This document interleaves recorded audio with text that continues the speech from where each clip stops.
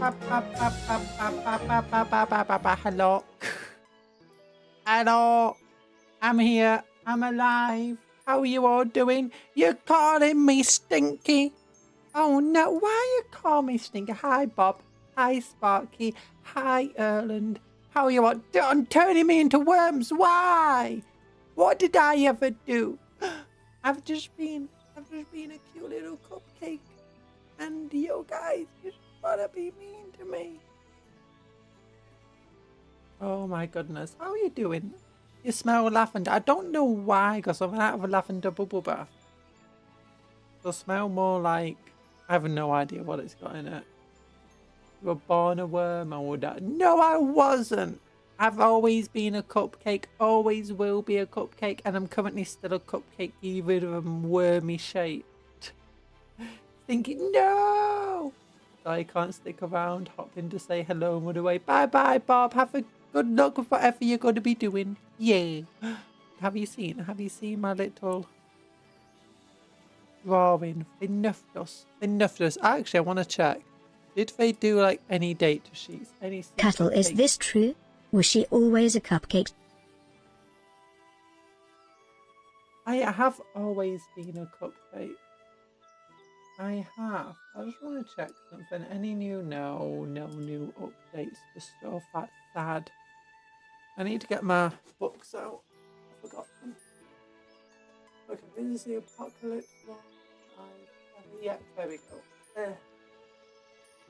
Got the correct books out. We got a first read Eye of Tergus. I think we can finish that today.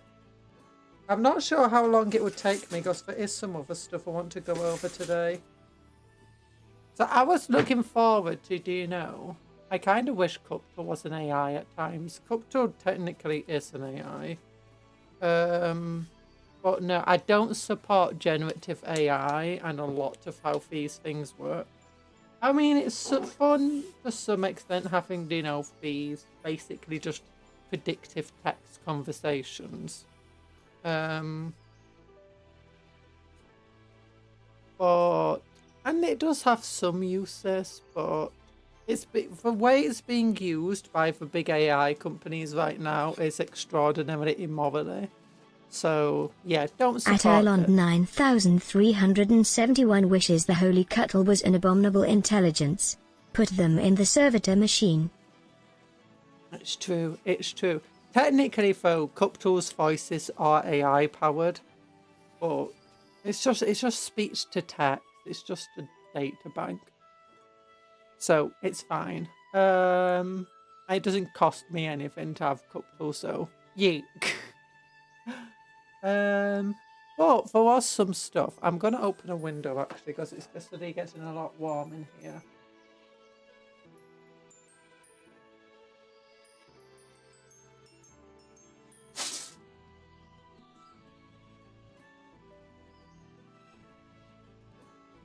There we go. So I was looking at... Oh, hello, Tony. Did I say hello to you? But hello. Oh yeah, new questions and answers. But before we get into that, the new stuff that's come out is extraordinarily expensive. Ignore them because that's not... But Gate Gargants are 64 quid. That's not too surprising. They are two massive models. Triumph is 40 quid, which seems a bit overpriced for what it is. 125 quid for a Cogfort makes it more expensive than like the Knights. I mean, it's probably a better model than the Knights, but still. Like, where are we? Agents of Imperial Knights. 105, 115, 115, 118. Yeah, it's more expensive than the blooming Knight, which is insane. 3 Guild Company, 36 quid. That's about, you know, par. 37 quid for them, 25 quid for that. It's a bit expensive, especially since it's online only, and I think it's got like monopose. Yeah, no, it can't even be converted easily, my goodness. They're about on par pricing. Again, a bit expensive. bit expensive. Very expensive. Company's fine. But what's super expensive is new made to order. Look how expensive these things. Okay, 134 quid. I mean, it's a bit more expensive than a combat patrol. It's got about the same amount as a combat patrol in, but for all metal made for order models. So this is, as far as Games Workshop's concerned, I guess, this is kind of reasonable price. Misery word of the day, rock. What do you call an angry dark angel stuck between a rock and a hard place? Wrath of the Rock. That was your worst one yet.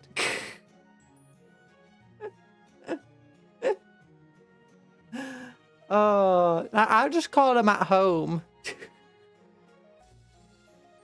Oh, you know, very close to home. Oh, Boiston Command Squad. Again, as far as Games Workshop pricing goes, that's pretty normal. 40 per £2.50 for them. Again, it's like same price almost as some intercessors. For metal made to order models, I guess it's okay. But then 22 flaming quid for a flamer. And if you want to use these guys as a normal Cadian squad, you need to get one more. You need to get another special weapon for each, because each of these, right, they only have one grenade launcher and one plasma gun. So that means you need 2 more special weapons. And the command squad only has 4 models in it.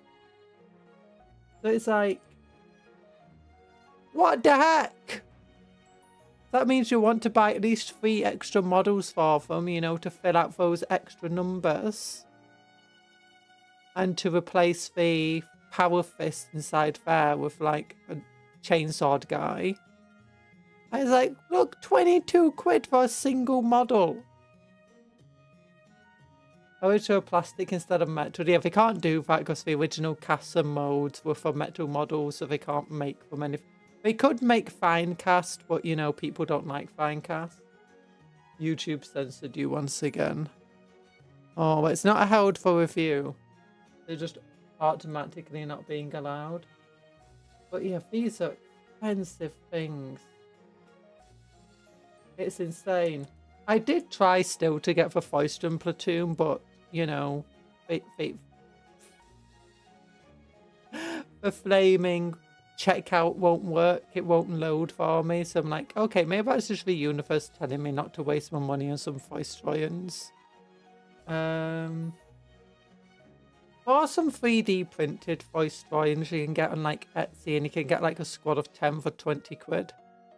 So, with no special weapons, but then you can get like 8 special weapons for 20 quid, 2 plasma guns, 2 mounter, 2 grenade launchers, 2 snipers. Can't get, the main thing you'll struggle for is trying to get sergeants for your units and characters. So yeah, it kind of sucks.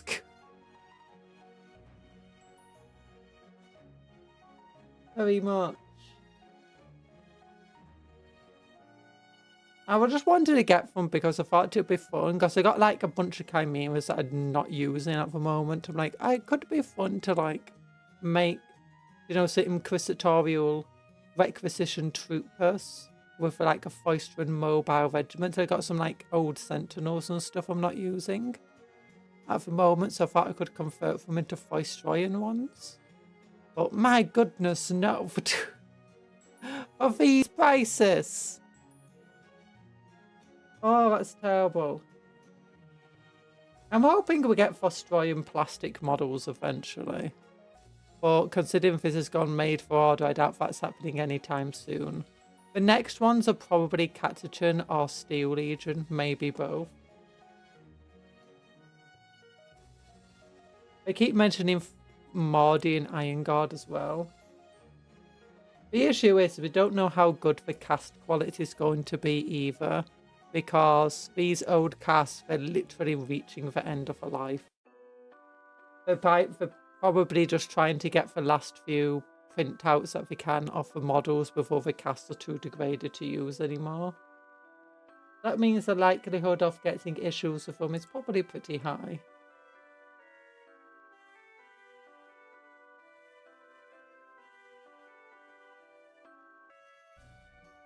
That is insane pricing.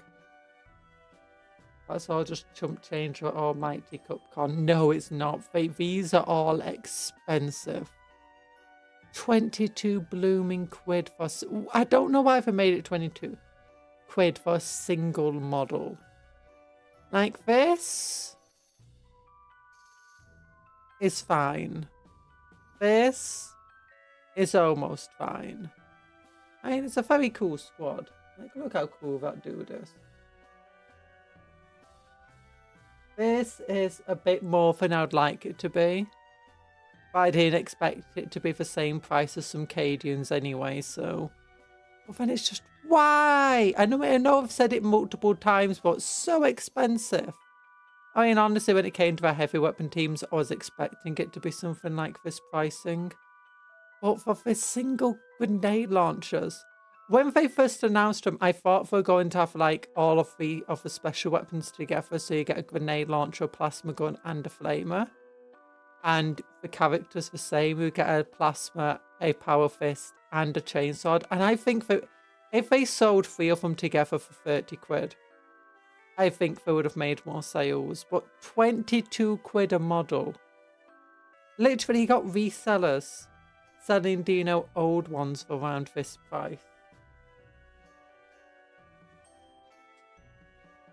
But yeah, I don't know. I don't know if I'll get... I mean, I've always wanted the Foister and Metal models because look how cool they are. Look how cool they are. But yeah, I don't know if I can. Especially with the starter set Apocalypse coming out soon. And a bunch of new models of both Orcs and Space Marines, which I might want to get. And we just had the Red Terror box, which, was a bit exciting.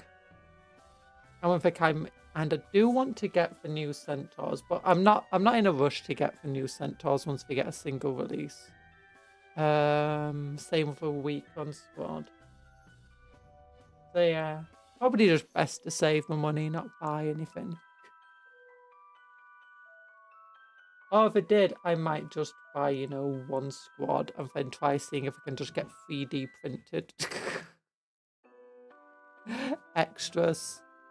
Oh gosh. Yeah. That's the worst thing I've ever seen. But, oh yeah, so new questions and answers for Warhammer 40k. For a bunch of things here. Things that jumped out to me. I did mention them yesterday actually on Discord, so I'm just going to look at my Discord. The things that jumped out to me the most, because I've skimmed through this video, just skipping parts, is artillery teams. So anything with indirect fire now can still target hidden units. Anything that counts as hidden, they can still target, but now they will only hit on a 6+ against a hidden unit rather than being at -1. But with a caveat that if another unit, a friendly unit, can see your target, you can fire as normal, as far as I'm aware. So that means if you got some artillery and you got like a recon squad nearby or something, or like some ratlings, maybe something that gets, extra detection range. So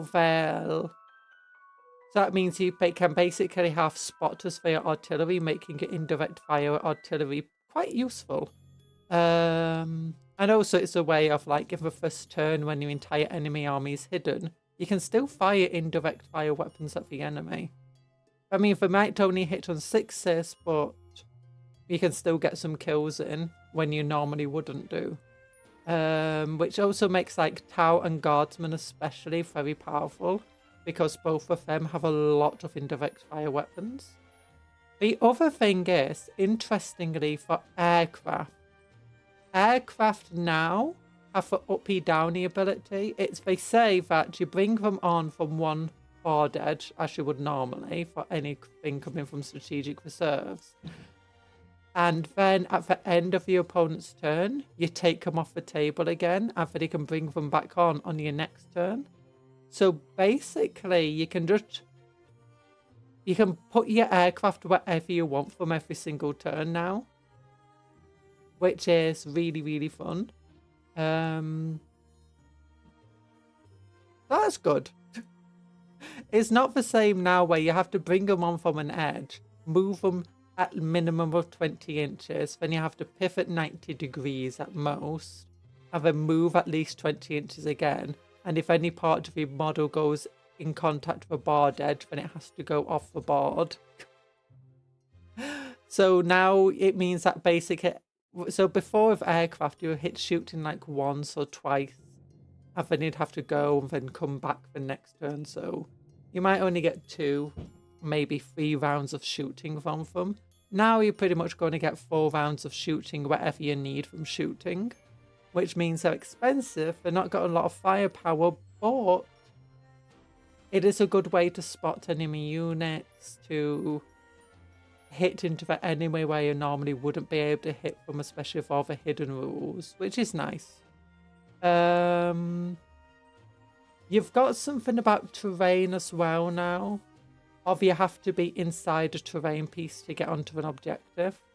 Votan rules work with the new objectives as we expected of the terrain pieces that count as objectives for their abilities. Oh my gosh, it's echoing a lot more in here than normal. But was there anything else interesting? They said new Marnius Kelgar model for every single model that gets released, but every new Marnius Kelgar model will replace the previous one, including all the rules, and all the old ones will be completely unplayable and you can't use them as proxies or anything. I'm joking, I never said anything about that. No allying coming in with the 11th edition. It just follows the same ally rules as before. Combi weapons. Future combi weapons are going to be split profile like, you know, the new Arc one is. With the rocket launcher being... So a combi rocket launcher can actually fire a rocket rather than just be an anti-infantry 4+. This will not retroactively change all old combi weapons. Instead, they're going to... When you get a new codex, you might see those weapons change where applicable. Which is interesting. What else is there? You know what? We can click here. Hello, everyone. I kind of mute it. Apparently I can't.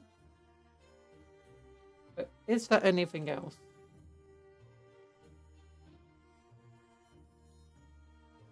Announced ready painted terrain. Yeah, I don't care about that one.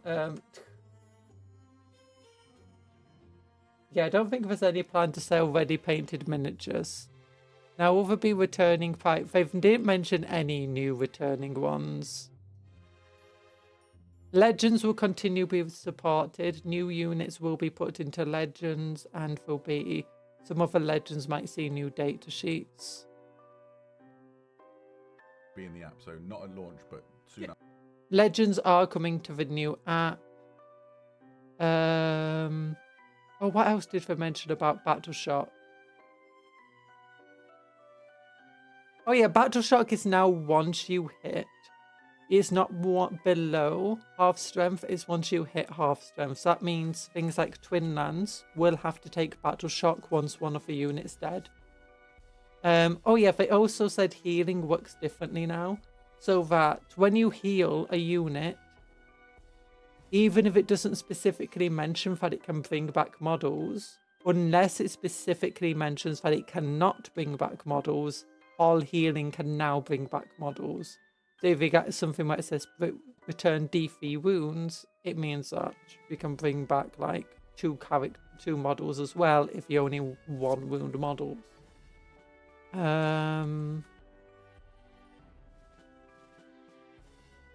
There's no Dark Angels on Armageddon. That's like listed as being there, but there's a good chance there might be Dark Angels or Dark Angel successors there.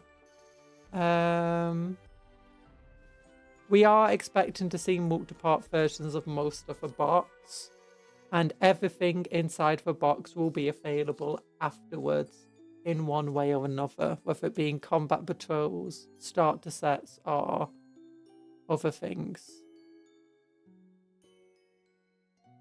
Dum-ba-dum. Deathwatch will still be an army into the new edition. Imperial Agents will still be a new army into the new edition. Demons will still be an army in the new edition. Shooting armies do not suck from their playtesting. I don't think there should be. Why is it so echoey in here? I feel like it's way more echoey than normal. Oh, I know why it's more echoey than normal. There we go. Because it was... Oh, blooming clicked the wrong button. There we go. Sorry, there might have been some feedback when I was talking there as... It's like, why? Well, it's my speakers. My speakers were also saying my own voice back to me. Oh yeah, my headphone cord's broken, so I can't use it, so I'm on my speakers now. But yeah, that's most of the stuff that, you know, I think is important from the questions and answers. The main things that stood out to me were just for artillery and the aircraft, both of which sound like they'll be quite fun in the new edition. They did say with the new edition, there's going to be large point changes across the board. So units that aren't doing as well will be made cheaper and other units will be made more expensive. And there's about 750 points worth of models in the Armageddon starter set. There we go.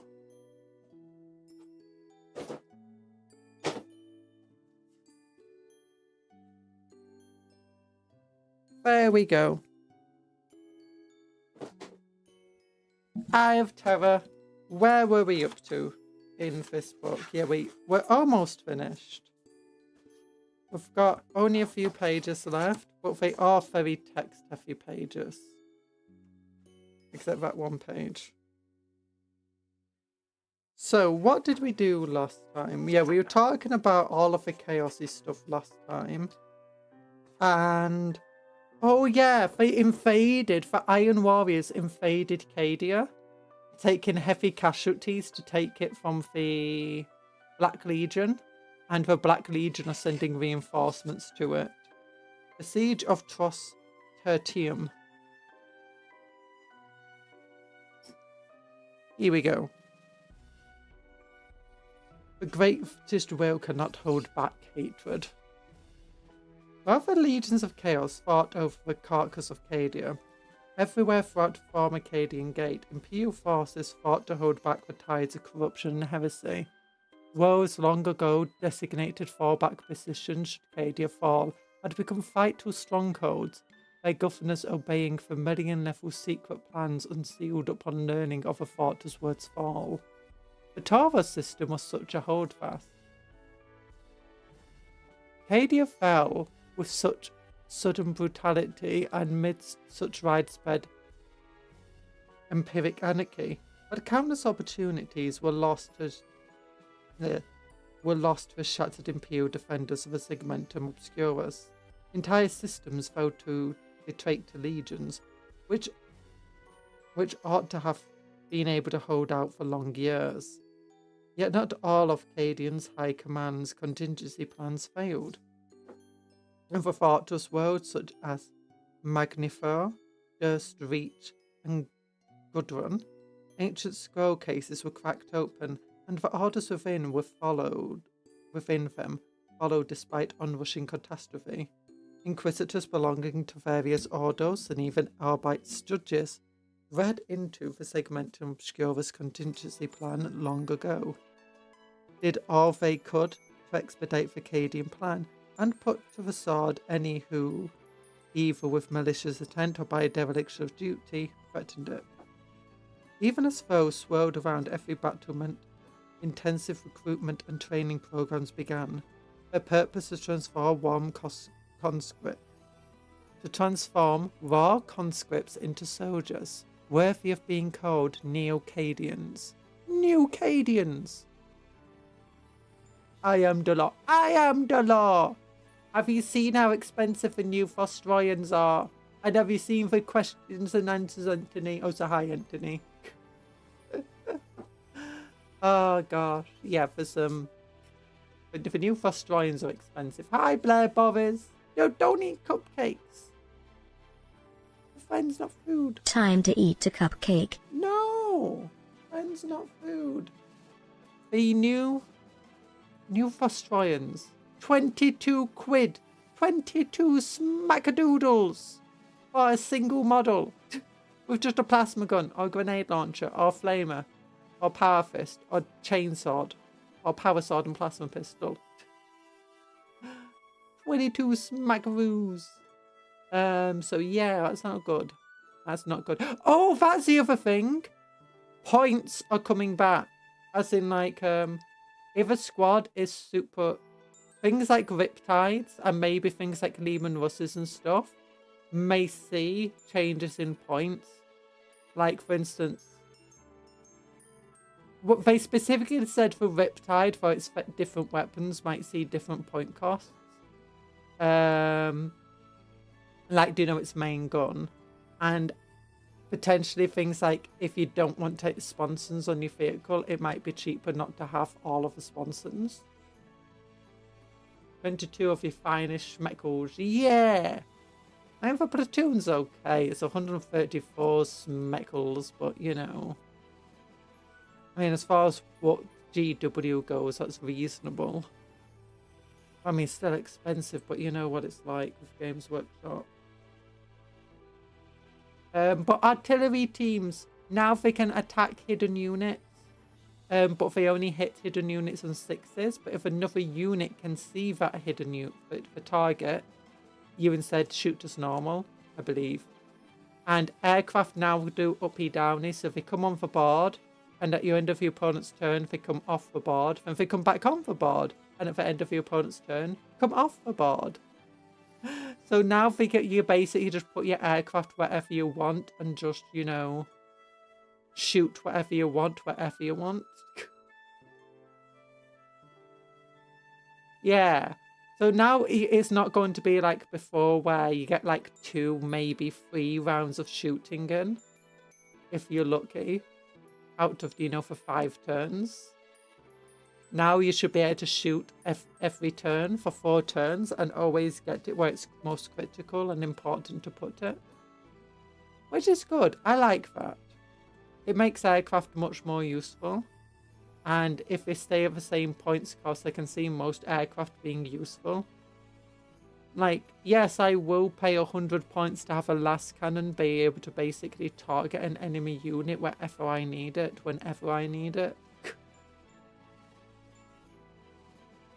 Potentially.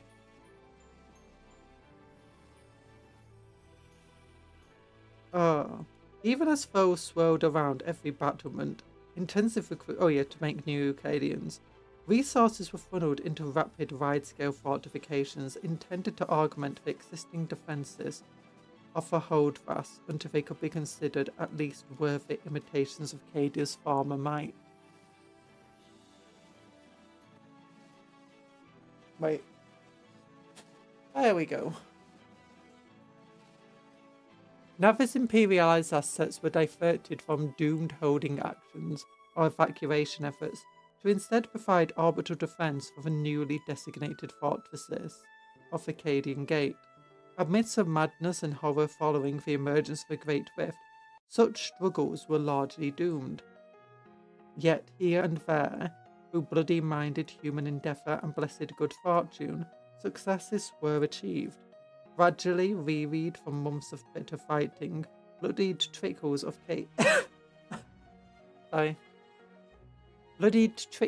Cadia's original defences found their way aboard refuge ships to several of the assigned holdfast worlds. Late in the aftermath of the Noctis Aeterna, further Imperial forces also braved the warp to reinforce them from other corners of the reeling Imperium Sanctus. These holdfast worlds, and others like them, became the last bastion of a shattered Acadian Gate. They were rocky redoubts, in a raging torrent of madness, the defenders and rulers doing what they could to take to hold back an endless tide of invaders and maintain an imperial presence within the Segmentum Obscurus that I was just reading back here. Yeah. The ruined Cadian Gate could never be rebuilt, of course, but while even one loyal defender still drew breath, sorry, knocked over a bottle there, still drew breath, the Segmentum Obscurus would not be surrendered to chaos. The Taurus Torrentium. I'm assuming that the Iron Warriors are going to win here. One of the most firmly established Neo-Cadian strongholds was the world of Taurus Torrentium. The Taurus system had once sat within the mouth of a stable real space corridor maintained by the pylons of the Cadian Gate. Rather like an island in a wide estuary, with the gate's collapse, Taurus now perched precariously upon the very fringe of the Eye of Terror. In a region where fragmentary warp storms raged into being, then dissipated just as quickly. So what they're saying is just... Hi, Seridwin. So what they're saying is just, you know, what we already knew. Cadia fell, and a bunch of other worlds got attacked. And the defenders went to those worlds. Well, the survivors of Cadia went to those worlds, recruited new soldiers, evacuation fleets became defensive fleets, and a bunch of worlds were still lost, but some are holding out.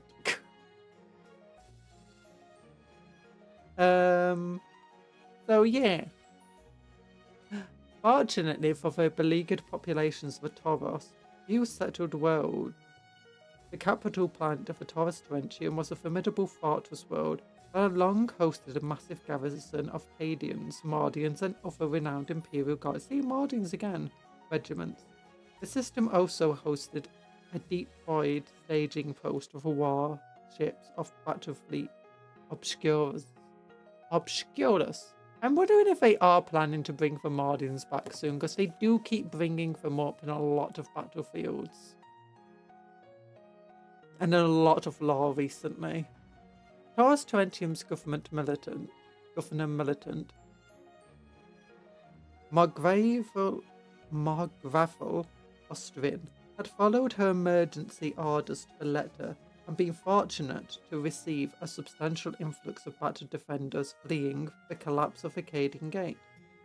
So reinforced with the clear protocols from the million-level emergency diktats to follow, Taurus Torrentium had referred the first predations of traitor warbands following Abaddon's victory. Uprisings of mutants and possessed witches from within the planet's population were likewise exterminated, with shocking brutality to ensure Taurus Torrentium's sanctity. Hello, Night Parade. We're reading about the fortress worlds after Cadia. Oh gosh.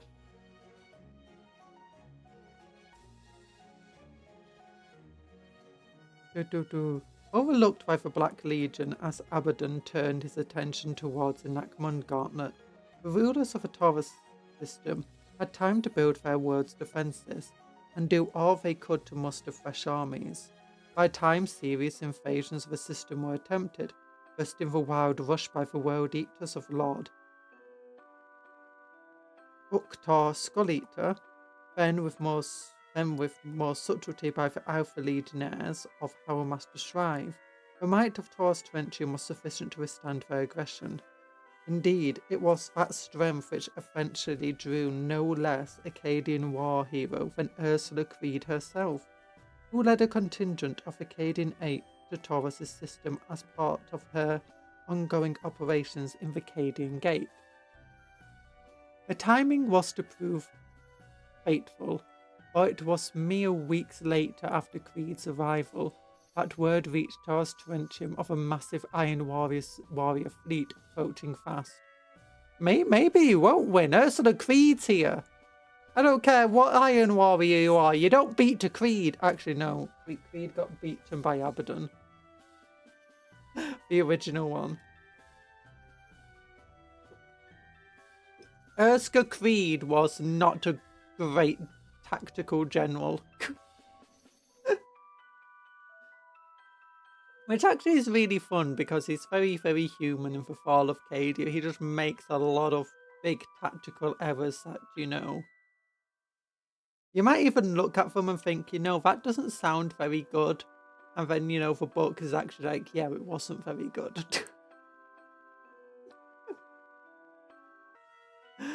Oh, gosh.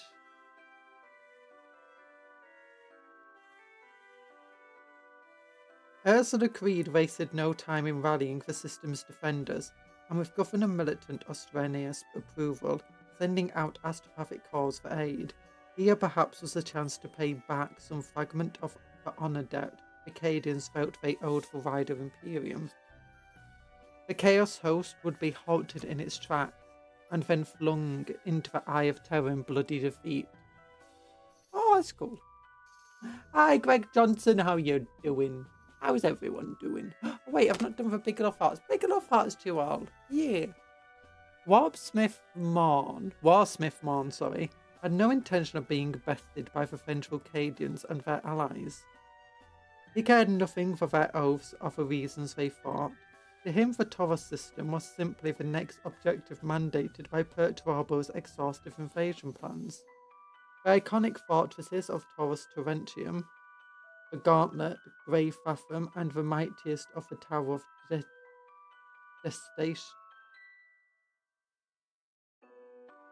Destination were to be his targets. Break those redoubts, and not only would Taurus Terrentium fall, but also moral through the rest of the system would collapse. This was not even a fight Mon cared enough about to see it through to its conclusion. Perturbo's timetable was characteristically unforgiving. That might, be bad for him if, he's not going to see it through himself. I mean, he's fighting a named character here. Prophet Mon would command in the theatre just long enough to see Taurus Terrentium properly infested, and then he would press onward to Agrippina. Agrippina! I love that place. Hi, Talan, how you doing? Everything. How are we doing? Still reading about sieges? Kind of. It's the siege of Taurus Terrentium. We've seen Ursula Creed start off Asaka Creed. Is leading a defense against Catholic Mon, but Catholic Mon, the only named Iron Warrior who is important at the moment. Yeah, he's not fully leading this invasion, so I'm assuming it's gonna fail. Ah, yes, the Creed family, as in Assassin's Creed. No. Slightly overweight, loves cigars, loves to drink way too much. Those people. Loves to shoot people repeatedly with hell pistols. Kind of, extremely charismatic, but how good they are as generals is quite questionable. They're good captains, questionable generals. But well loved.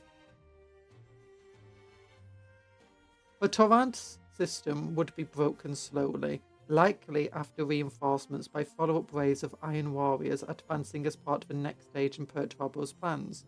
For now, Mon's task was merely to contain the mass Imperial forces garrisoning its world, and ensure that they were too busy trying to survive to even think about threatening his planned encirclement of Agrippina's system. You have given me the chance to make many racist jokes here, but I won't. I don't know why. Why would you make such things? Oh, Perturbo's here? Gosh, no, Perturbo isn't. No, Carathic Mon is just fulfilling Perturbo's plans. Basically, Perturbo is a lazy. I'm staying up to reset my bedtime, but Conjurer's sweet voice is making me sleepy. Yeah, go to sleep. Go to sleep. Go to sleep, little black Boris. Go to sleep. Yeah, no, Perturbo just gave just gave Graphic Mon a bunch of instructions. He basically just like made a checklist on a piece of paper with some times on it and just threw it at Graphic Mon and like, go and do this for me because I'm too lazy. And then he took off his belt and started whipping him. EP, I ever test you. Oh, good luck with your test, Innocent of Misery. Make sure everyone gets some good sleep for yourself on a Sunday. What is evil? You don't do tests on the Sunday. Sunday is the cupcake day. A day where you spend your time with friendly cupcakes. Actually, no, we're painting grots tomorrow on Sunday. Acadian 8. Haunted as the Lord Castellan's own, the soldiers of Acadian 8 Heavy Infantry held a totemic reputation amongst their kinfolk. Yet behind closed doors, the 8 themselves were a troubled regiment. Almost all of their original personnel had fallen defending the final retreat from Cadia as the planet died. Oh yeah, Satka didn't get onto the defensive shuttles, instead they stayed to, defend the shuttles. Those few survivors, evacuees who had been too wounded to fight in that battle, believed themselves to have failed their world and their Castellan. It was a belief they spread to the vast Neo-Cadian intake recruited to restore the 8th to its former strength, and one that forged a new culture amongst the ranks. I don't know how long ago the breaking of Cadia actually was. Like, Ursula Creed, how old is she? Like, she should be centuries old at this point, I thought. And forged a new culture amongst the ranks. Assigned now to fight for the daughter of their storied war hero, they believed that they had failed. The Neo-Cadian 8th were fanatical in their dedication, who would allow neither weakness nor hesitation to lead them again into disgrace, and so they fought for Ursula Creed with a dedication that was almost alarming. Cadia's fall happened when it was most convenient for the story. Yuck. Failure is a whetstone, unlike any other. Cadian blades will be keen as razors forevermore. Lord Castellan Ursula Creed, during her address to the troops of the first day of the siege of Taurus Terentium onslaught. The Iron Warriors hit the Taurus Terentium like a battering ram. Morn's warship swept aside vastly outnumbered Battlefleet Obscura squadrons and attempted interdiction. Elements of Warpsmith's Rice's 16th Grand Company split off temporarily from the main advance and supported by regiments of Styx hatemongers,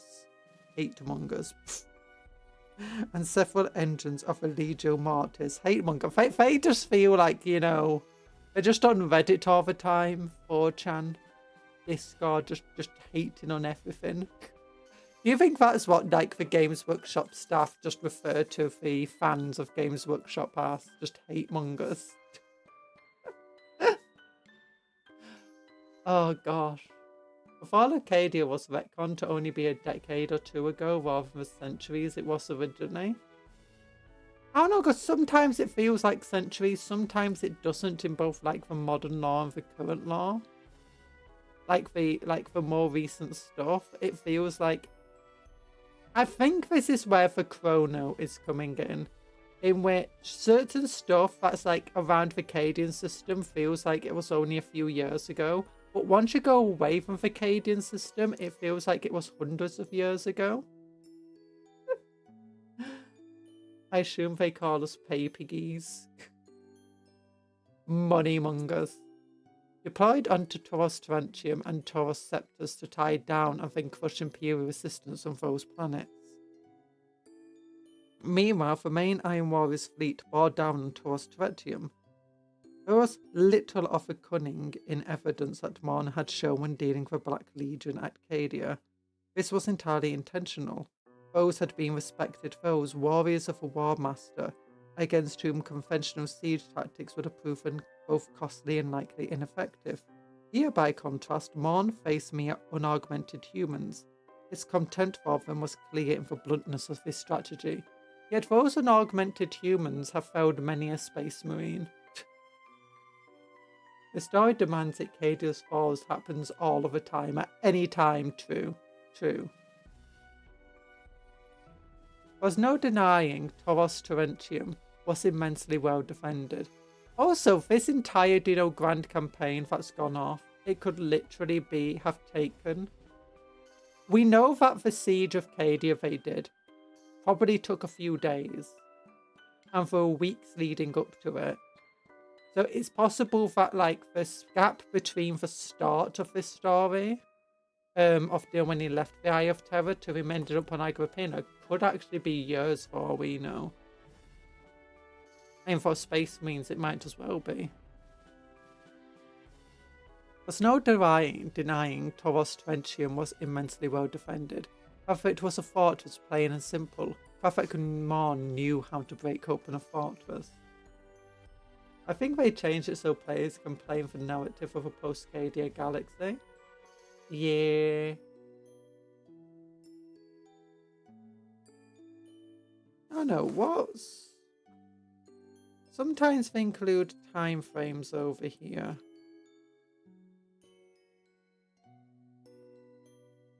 No, I don't think they included a time frame of this book. Oh wait.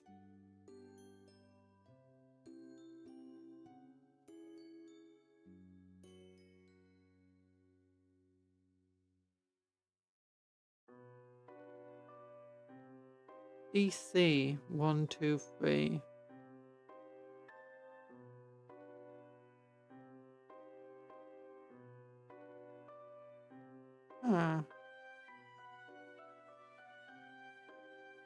Yeah, a lot of the time frames don't really give good dates or anything.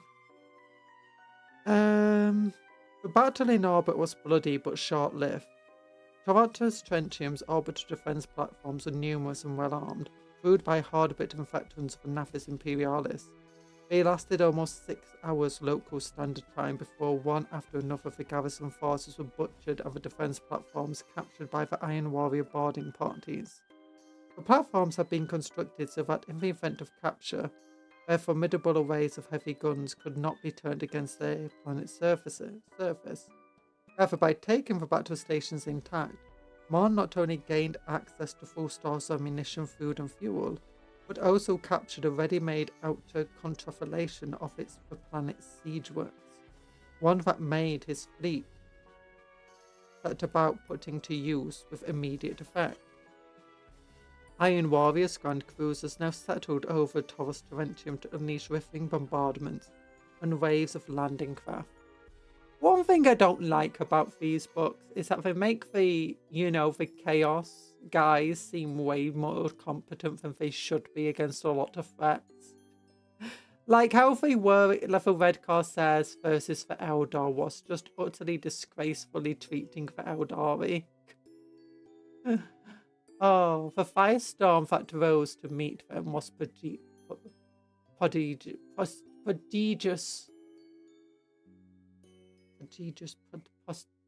How do you say it? Cuptle. I can't read words today.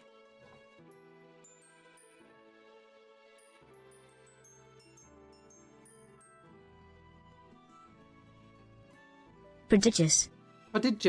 There we go, prodigious. The Fortress world boasted scores of anti-orbital silos across its surface, alongside air bases able to launch swarms of void-capable Inceptor-craft.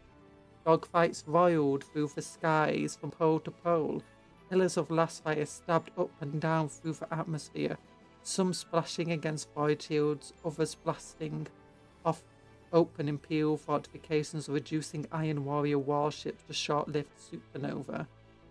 Wreckage rained down upon the planet's atmosphere, entire sections of shattered star forts and Chaos warships glowing red and trailing fire as they plummeted. Despite the defenders' efforts, the Iron Warriors swiftly gouged initial beachheads. First on the Aquiline Plains, south of Greyfathom, then into the Osterane Heights, and the suburbs of the Bellicosta Habsburg, warriors of the 17th Grand Company dug in and prepared to meet the inevitable response. It was during these critical hours that Crawford Morn was forced to admit the first grudging respect for Lord Castell and Ursula Creed, whose coordinated response to the Iron Warriors' landings was swift and effective. A counterattack by Cadian armour and mechanised infantry saw the Iron Warriors in the Cullen Plains encircled and overrun, shortly before foes of the Bellicos suburbs were pounded to ruin by massed artillery. See, Crawford Morn sucks. It was all those Iron Warriors at Uster Heights could do to hold on to their own position, much less aid their allies. Yet the pressure from orbit was relentless. 4 more Iron Warrior landing sites were established and another 6, whose several were purged by swift combined arms offences. Those that endured were fortified by warpsmiths and dedicated demon engines even as fighting raged around them. At these sites, Iron Warriors landed fresh waves of gunships laden with additional infantry and supporting heavy armour. Meanwhile, cultists and dark mechanic conservators laboured to fortify their master's gains. Hour by hour, fortifications spread outward from the Iron Warriors' beachheads until, in places, they linked up. Again and again, the Imperial forces counterattacked, attempting to stall the spread of siege works and drive back the invaders. Yet, as hours turned to days and weeks, the Iron Warriors' grip on Taurus Terrentium tightened. By the time the Titan landers of the Legios Mortis and Foreigners rumbled down through the atmosphere, the Gauntlet Grey Fathom and the Tower of Desolation were all besieged. 17th Grand Company Iron Warriors, the Tower of Detestation. Oh! Capital Bastion, Legio, Titans over here, 88th Grand Company of Warriors, 9th. First Liberated Saints. Huh, that's a weird name for some Iron Warriors. So these are Iron Warrior advances. Fortification lines of these things here, and then major trench works. I'd have said something, but hi, Longstocks! Okay, this is a long siege. I thought it'd be, oh, Lysander!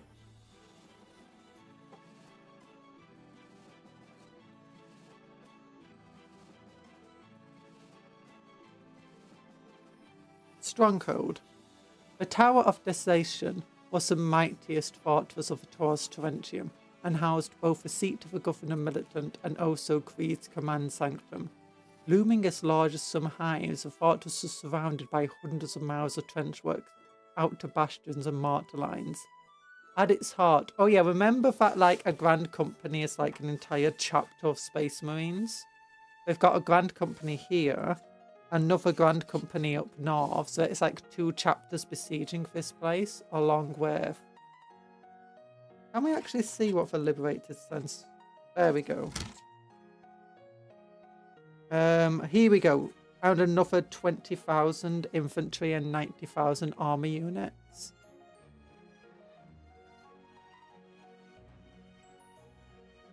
As well as 4 Titans.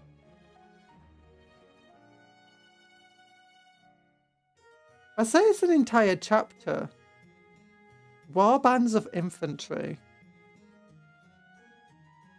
That could be the equivalent of like 10 chapters right there. I don't know how big a warband of infantry is meant to be. So yeah. So that's a massive force that we're attacking with as far as these things are concerned. I really came to hop on and say hello. I don't have any time anymore to watch these streams to the end. Oh, it's nice of you to pop in and say hello whether you can watch it or not.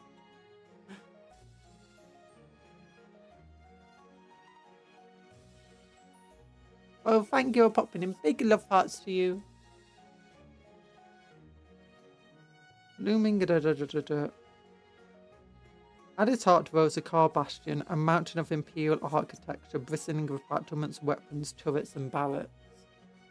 The fortress' eastern slopes were given over to the gun emplacements of the Dominus batteries, while its northern fastness boasted its secondary command keep, and its southern fastness possessed concentric rings of staggered fortifications to shield the astropathic sanctum at its heart.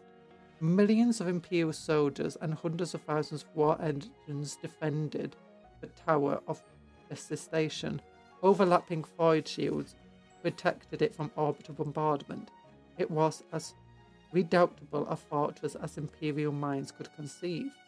It was also the ideal target for Iron Warrior's style of warfare. The attack began with bombardment, monstrous biomechanical field guns tended by dark mechanic and the depths of the Temporia thundered all around the tower of the station. Megatons of explosives and blast after searing blast of ectoplasm vomited from the weapons drooling Mars. Flared against shields, missiles screamed from atop the broad shoulders of traitor titans, their detonations rippling dark across the fortress's resilient hide. Traitor Guard artillery pounded the Imperial outer works, trenches filled with fire reducing infantry to ash. Battle tanks were lifted into the air by ferocious explosions and crashed down on the luckless souls sheltering beneath. Soldiers went mad from terror and sensory overload as Iron Warriors salvos pulverized minefields, severed razor wire and gouged navigable routes towards the fortress walls. The Imperial defenders launched localized counterattacks and sabotage raids to spike traitor guns, or to call in airstrikes by Navus Imperialis bombers. Lances of House Hawkshroud sallied out 3 times, led by Knights Destria and Valiant, to rebuff the Iron Warrior attacks. Destrius! 10 days after the bombardment commenced, the first true onslaught began. From the east came Traitor Guard tanks and super heavy war engines of the 9th Nefer and first the liberated saints. Warsmith, Bakar, 8th Grand Company launched a 2-pronged attack from the south, and his forces led by packs of Defilers and Forge Fiends, and flanked by another push led by the Legio Foranis. Warsmith Morn attacked from the north, his Land Raider Codopax leading an enormous armoured spearhead over the ruined trenchworks. Armoured spearhead! Oh my goodness! Trenchworks towards the outer walls of a western fastness. Hours of fighting followed. Squadrons of Iron Warriors, tanks and demon engines blasted the fortress from close range. Many themselves were blown apart by defenders even as they sought to widen cracks caused by the initial bombardment. Siege towers ground forward on spiked and armoured tracks powered by roaring soul forges and packed with augmetic mutants and their Iron Warrior masters. Some were riddled with fire or toppled in flames, others reached ramparts of the northern fastness, and joining their efforts to Mons, their accompaniment breached its outermost levels. Wait, did it say Mon was here? Oh yeah, Mon! Traffic Mon! The South House Hawkshroud led countercharges alongside speeding battle tanks, slaying the Banelord Titan repugnant vermis. A Banelord? What the heck's a Banelord Titan? I need to look this up. Some knights took down a Titan.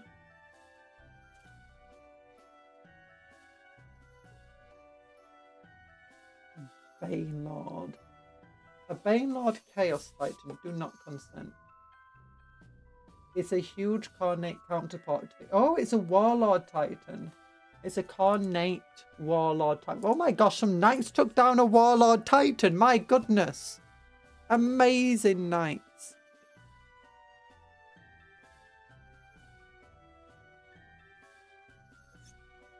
Before its blast reactor overloaded, obliterating everything in a quarter-mile radius.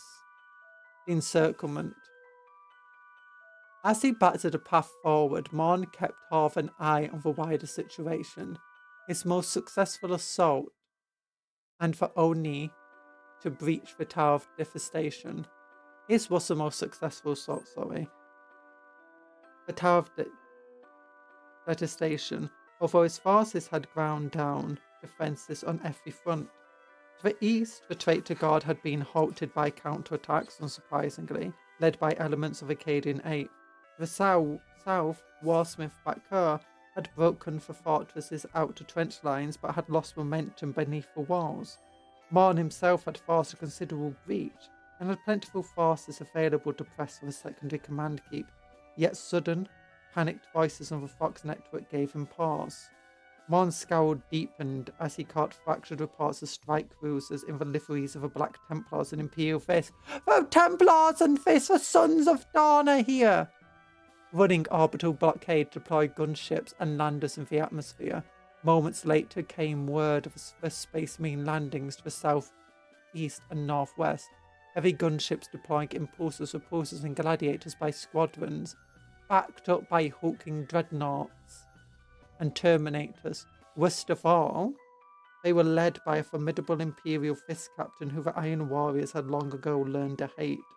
Darnath Lysander had come to Taurus Trentium, and his wrath was thunderous. In a moment the battle changed. Graf repulsor tanks in vibrant yellow duelled out with outflanked traitor predators and vindicators, hammering volleys in through the tank's side and rear armour and causing them to detonate in fireballs. Captain Lysander and his elites met a demonic siege tower head-on, fighting their way aboard the Titanic construct and slaughtering its passengers before toppling it with explosive charges. Elsewhere, Castellan Swylander, led by the Black Templars into an unprepared horde of siege troops. Resulting slaughter was nothing short of butchery. I might assume he might die because, you know, he's not an important person. Buoyed by the Space Marines and the impassioned word of Ursula Creed booming from every loud hauler, the defenders pushed back, instead urged Morn to drive his assault on of vent fury at their hated Sons of Dawn. Yet, he was a better commander than that. A glance at updated Auspex maps showed a real danger that spearheads of Black Templars and Imperial Fields could sever Morn's line of advance and trap his warriors within the western fastness. Fair to be surrounded and overrun. Elsewhere, Warsmith's Backcourse forces were floundering as they sought to fight off the newly arrived Space Marines and deal with the guns of the eastern fastness at the same time. The Loyalist orbital drop had turned this battle against the Iron Warriors, and if Morn did not order for retreat, they would maul his forces. However, the Warsmith knew with cold certainty that the foe could not expect further reinforcements. Whatever desperate tactics Lysander had employed to break through the Iron Warriors' orbital blockade could not succeed twice. The Sons of Dawn had reached the Tower of Destruction and reinforced it, but in doing so had trapped themselves within Morn's ironclad encirclement. This siege would not end quickly, but it was certain it could only end one way, with the fortress in ruins and its defenders' corpses heaped on pyres. Considering Ursula Creed and Lysander were both here, unlikely. With this thought, Warpsmith Morn ordered. I keep calling him Warpsmith, he's a Warsmith. Warsmith Morn ordered the retreat. Over the next hour, the Iron Warriors pulled back, cutting their way free of the fortress' outer defences, while barrages covered their retreat. For their part, Lysander's Imperial Fist and Black Templar allies hurried the traitors before pulling back to bolster the defences of the tower. Warsmith Morn did not lead another offensive against the battered fortress. With the arrival of the Space Marines, his dreams of a swift victory had evaporated, and Morn had duties elsewhere. Passing command to Warsmith Bakar, not a named character, well he is named but not important, while biting down on his visceral need to humble Lysander of Imperial Fist, Morn marshalled his Grand Company and many of the supporting elements, then pressed on towards Agrippina. He left behind a planet besieged and a nightmarish meat grinder war, whose merciless cogs were only just beginning to churn. Taurus Terrentium would be a place of blood, schools and misery before the Iron Warriors were done. Lysander's Road. Captain Lysander had been racing to aid Bellis Corona when the distress cry from Taurus Terentium was detected by his ship's astropaths. It left the Imperial Fist torn between duties. While the naval bases at Bellis Corona was a vital Imperial installation, yet so too was the fortified Taurus system. In the end, it was his ally, Captain Swyland of the Black Templars, who decided the matter. Swylander's crusading oaths included a fervent vow to pursue and destroy the sons of Pertwabo, wherever they might be found, and so he determined to change the course and strike for Taurus Terentium without delay, believing that many other forces were racing to the aid of Bellis Corona, and unwilling to leave his oath-sworn brother to fight alone. Lysander joined his might to fight to Swyland, along with let the hated Iron Warriors bear the brunt of his fury at being forced to choose between which Imperial strongholds he would defend and which lives he would try to save. Yeah! So that means the Iron Warriors, once again, they call themselves the Master of Sieges, and once again just got humbled by the Imperial Fist and the Sons of Dawn. And Imperial Defenders. Iron Warriors are the best and for being humbled and not learning from being humbled. And instead just making excuses. Look at this man. Look how grumpy he is. Why are you so grumpy, Mr. Man? Is it because someone stole your eyes? Oh. The defenders at Agrippina. Cadian Gate garrison forces. Though not a single unified army, many Imperial formations rallied to the defense of systems and worlds in the path of Iron Warriors' advance on Agrippina. Yeah! Look at that last gun. This is an old school art. This has been in codexes for years. What does it say on his helmet? It doesn't say anything, it's just lines of shadow. Strike Force Lysander. The Imperial Fists and Black Templars who came to aid Taurus Terentium were a perfect example of how the more mobile Imperial formations at large within the Segmentum Obscurus. Indeed, the majority of these forces were Space Marines, with a smattering of rogue traders' fleets and inquisitorial warbands. Some of these armies had been fighting in Segmentum Obscurus since before the 13th Black Crusade, while others had rushed from distant sectors in hope of coming to Cadia's aid, only to arrive far too late to prevent its destruction. Possessed of their own forward ships, and used to moving swiftly from one high-intensity theatre to the next, the Adepts Astartes were perfectly suited to, if far too few in number, of a reactionary crisis warfare off the Cadian Gate. In the case of Strike Force Lysander, the Imperial Fist had been concluding campaigns against the Aldari of Croftwood Ulthway in the Scaurus sector when astropathic cores and Bellis Corona reached them. Part way to their destination, they joined the Black Templars of Castellan Swyland after dropping from the warp to discover his forces battling Night Lords near Utolian. In the wake of the conflict, the Castellan swore his small crusading force to Lysander's banner, consisting of a handful of tanks and battle buffers. Swyland's force was still potent but too small to be of major impact. But too small to majorly impact any given conflict by themselves.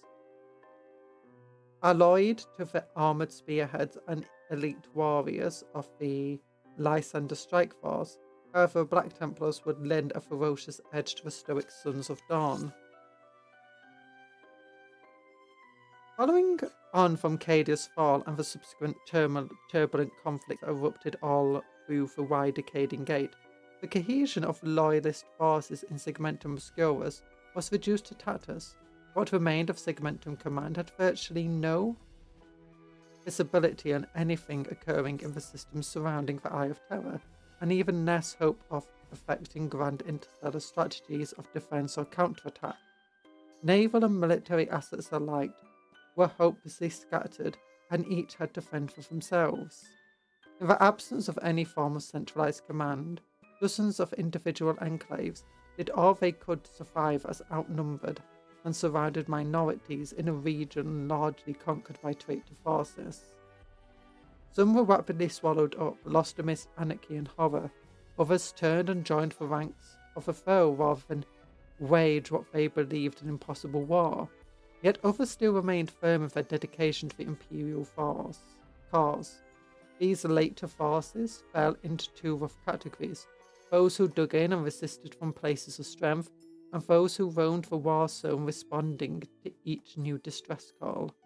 The former were, most often, armies of Astra Militarum, or to a lesser extent the Adeptus Sororitas or Questoris Imperial houses, so knights. Questor Imperialis. In all cases, these ground forces had no dedicated void-capable transport craft of their own, instead being wholly reliant on the Navis Imperialis to move them from one world to the next, and was an intentional and fundamental aspect of a wider imperial military logistics, baked into the form and function of the Emperor's armed forces ever since the Horus Heresy. Its intent was to prevent one rebellious commander from ever possessing too great a host and being able to wield it on an interstellar scale. However, with Battlefleet Obscurus and its sister formations having suffered upwards of 80% losses, it was an arrangement that now left countless imperial armies stranded. The commanders of some hosts accepted that they were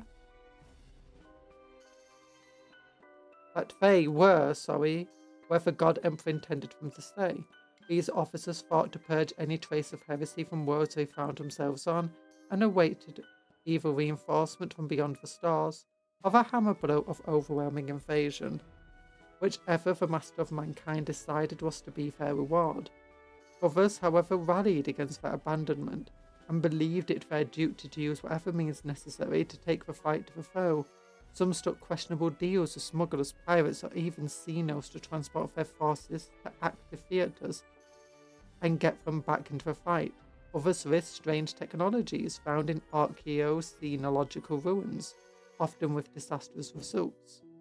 Yet wherever possible, the scattered armies of Imperium continued to fight against the overwhelming incursions of chaos, no matter the cost to themselves.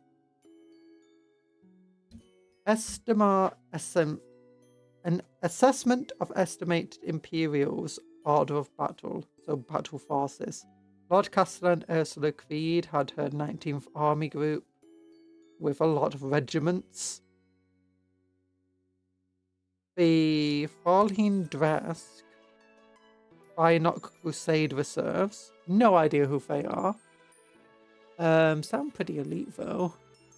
No idea who these people are. Defense Militia. Okay. So they're just literally local planetary defense forces.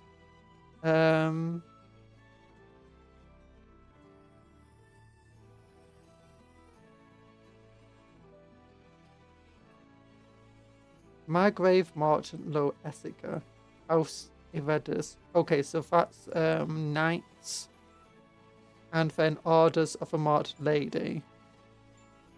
That's Sisters of Battle. Strike Force Lysander, Demi-Companies of 1st Company, 4th Company, 8th Company, and significant attached armour support elements. So relatively small Imperial Fist Force. Multiple infantry and armour elements of the Black Templars. But we already know that's relatively small. Imperial Fist and Black Templar strike cruisers. Hi Nano Fate, how you doing? We're reading about what's happened at Agrippina. So the Iron Warriors had sieged this random planet, fortress planet, thinking it would be easy. Ended up failing quite a bit, made some headway, and then the Imperial forces were reinforced by Black Templars and Imperial Fists led by Lysander himself. And yeah, that did not go well for the Iron Warriors, who then, decided to move. Well, the main character, Krafek Marn, decided to move most of his forces on to Agrippina, which we're now reading about. 3,000 Martian tech priests. So just lots of Tech Beasts, Skitarii Manifolds, and stuff like that. More Knights, and some Titans, maybe. Huh. Also, a Carnate Warlord Titan was destroyed by some Knights, which was cool. Do things ever would go well for Iron Warriors? They take after the Primarch, after all. I mean, they did manage to take Cadia from the Black Legion. That went almost well for them. Still took significant losses. It's because they're arrogant. They were basically like, we could do some complex siege stuff like we did against the Black Legion. But, you know, these are just unaugmented humans. Will easily take them, and then for initial invasion was just absolutely destroyed. So they end up sending more and more troops down, which took heavy casualties, struggled to push into the enemy defences, and then by the time they started to make any headway at all, reinforcements came along.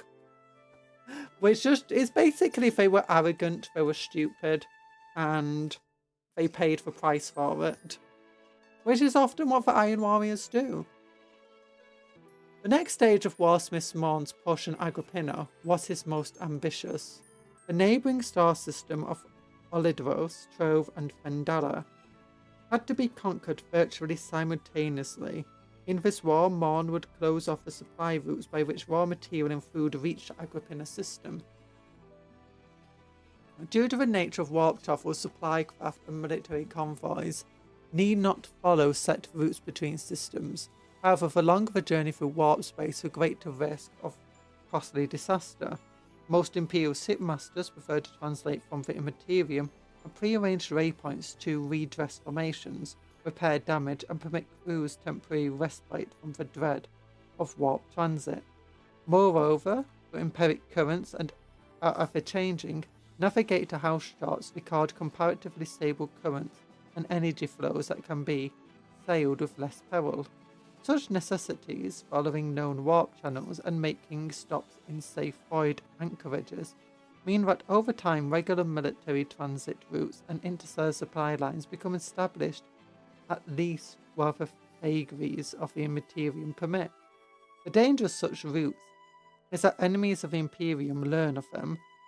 Piracy is a common hazard for Imperial shipmasters galaxy-wide. Pravek Morn was well aware of a few reliable supply routes into and out of Agrippina's system. However, he did not envision mere piratical raids of void ships traversing them. Rather, he would close them off entirely by conquering the Fendera, Olderos, and Trove systems, with all the plunder and forced conscripts such victories promised. Morn planned to shut the Agrippina system away from aid, with ritual sacrifices to dark gods, goad the tides or warp to such fury that any alternative routes to a forge road would become impassable. No more Agrippina forces would sally forth to aid hard-pressed Imperial fortifications throughout the Segmentum Obscurus, nor would any reinforcements be able to reach and relieve the forge road or its neighbouring planets. Though he had led a mighty host from Medengard, attrition had thinned Morn ranks to an extent that invading 3 systems simultaneously would be a dangerous stretch. Yeah, Iron Warriors love to do grinding tactics, so it doesn't feel like they planned for losses either. Iron Warriors are arrogant.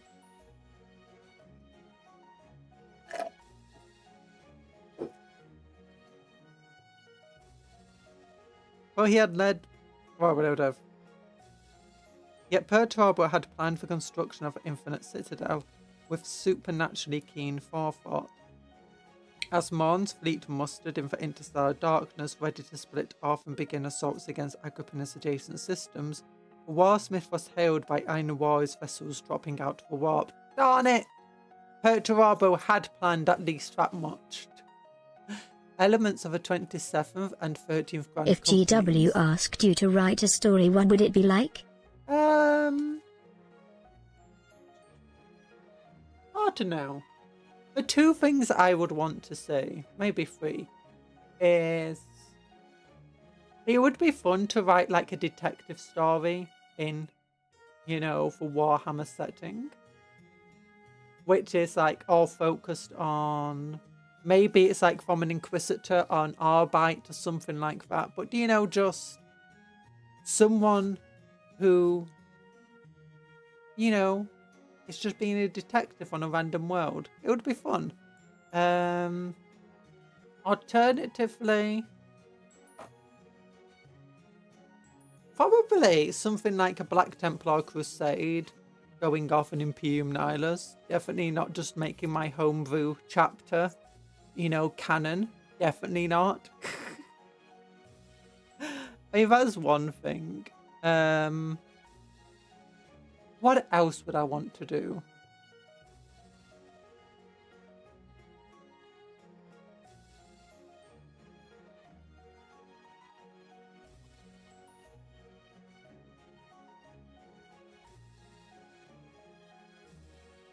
Arcs are pretty fun to, have characters. All awesome. I might give Eldar victory. I think that's something I'll do. Like, if they just gave me freedom to write whatever I wanted, I'd be like, hey, can I have Eldar have a victory? And they're like, sure. That's something I'd want to do. Like, not have them make some headway into some regard.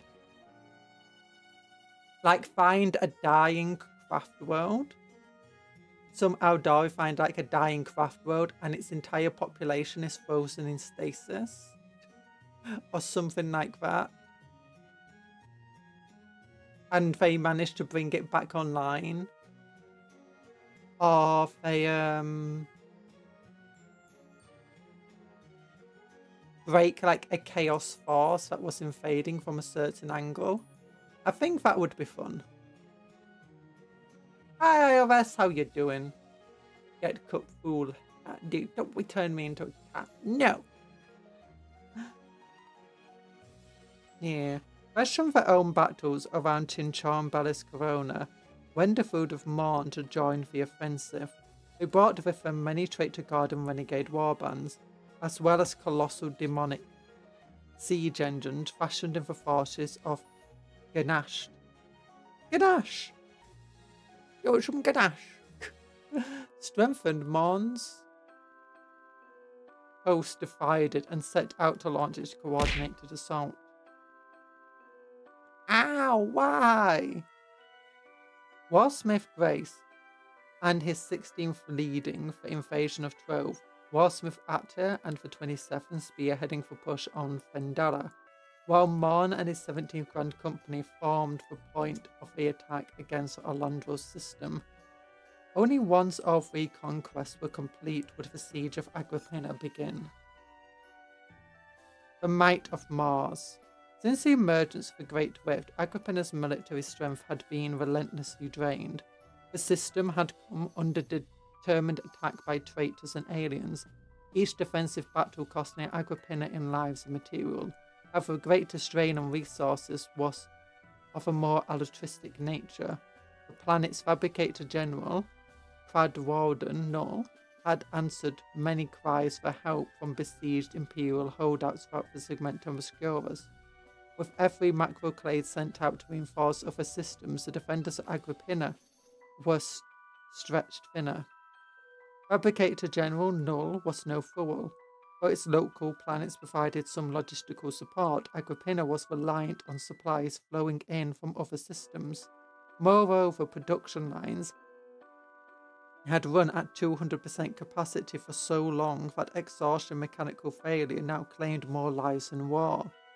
Null's cogitance suggested her situation was unsustainable. Accordingly, as she continued to discharge her duties, the Fabricator General had a message sent out to other great forge worlds requesting aid. Help came in the form of Archmagos, Terminus Fulia Guild, at the head of an explorator crusade. Sent by the Masters of Mars, Gould wasted no time in disparaging Fabricator General Null's security arrangements and also bolstering them with an enormous influx of fanatically loyal Skitarii. The Agrippina system was inarguably made safer by the arrival of Gauld's garrison macroclades. However, more than one local tech modules was censored for comparing the Martians' aid to a hostile occupation. Several ancient archaeotechnological weapons soon found their way from Agrippina vaults into Gauld's private collection, seized on the grounds that they might be needed to defend the Forge World. After all, who better to wield such holy instruments of destruction than an Archmage's terminus of Mars? So we read about her, she's basically the warrior of Mars. The Archmage's focused most on war, and destroying the enemies. Gauld's was not the only force that rallied to Agrippina's defense. Ragged flotillas and black battle fleet obscuras retreated to the system, their shipmasters hoping that here at last they might hold back the traitorous tides. Then came a compact fleet of powerfully built Adeptus Astartes warships, each bristling with additional weapons and support systems like the Augmetic, crafted to affect a warrior. They were Iron Hands vessels under the command of Iron Father Canuck Var as well was here! Oh my goodness! Traffic Morn is against two named characters now, answering the cause of their Adeptus Mechanicus allies. Though she found herself holding court with some overbearing and intimidating warlords, still Fabricator General Null was satisfied that the Agrippina system was better reinforced than it had been since the fall of Cadia. A dutiful pragmatist, Null had willingly made short-term diplomatic concessions to Gauld and her lieutenants, rather than risk division where there should be strength. Then came word of the Taurus system's besiegement and inexorable advance of colossal Iron Warriors' force. Fabricator General Null's caution was borne out.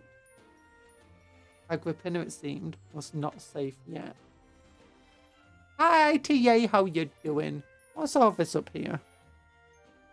The Cadia system, the Tauros system, which is besieged by the Iron Warriors, but, is probably going to be safe, because Lysander and Ursula Creed themselves are there.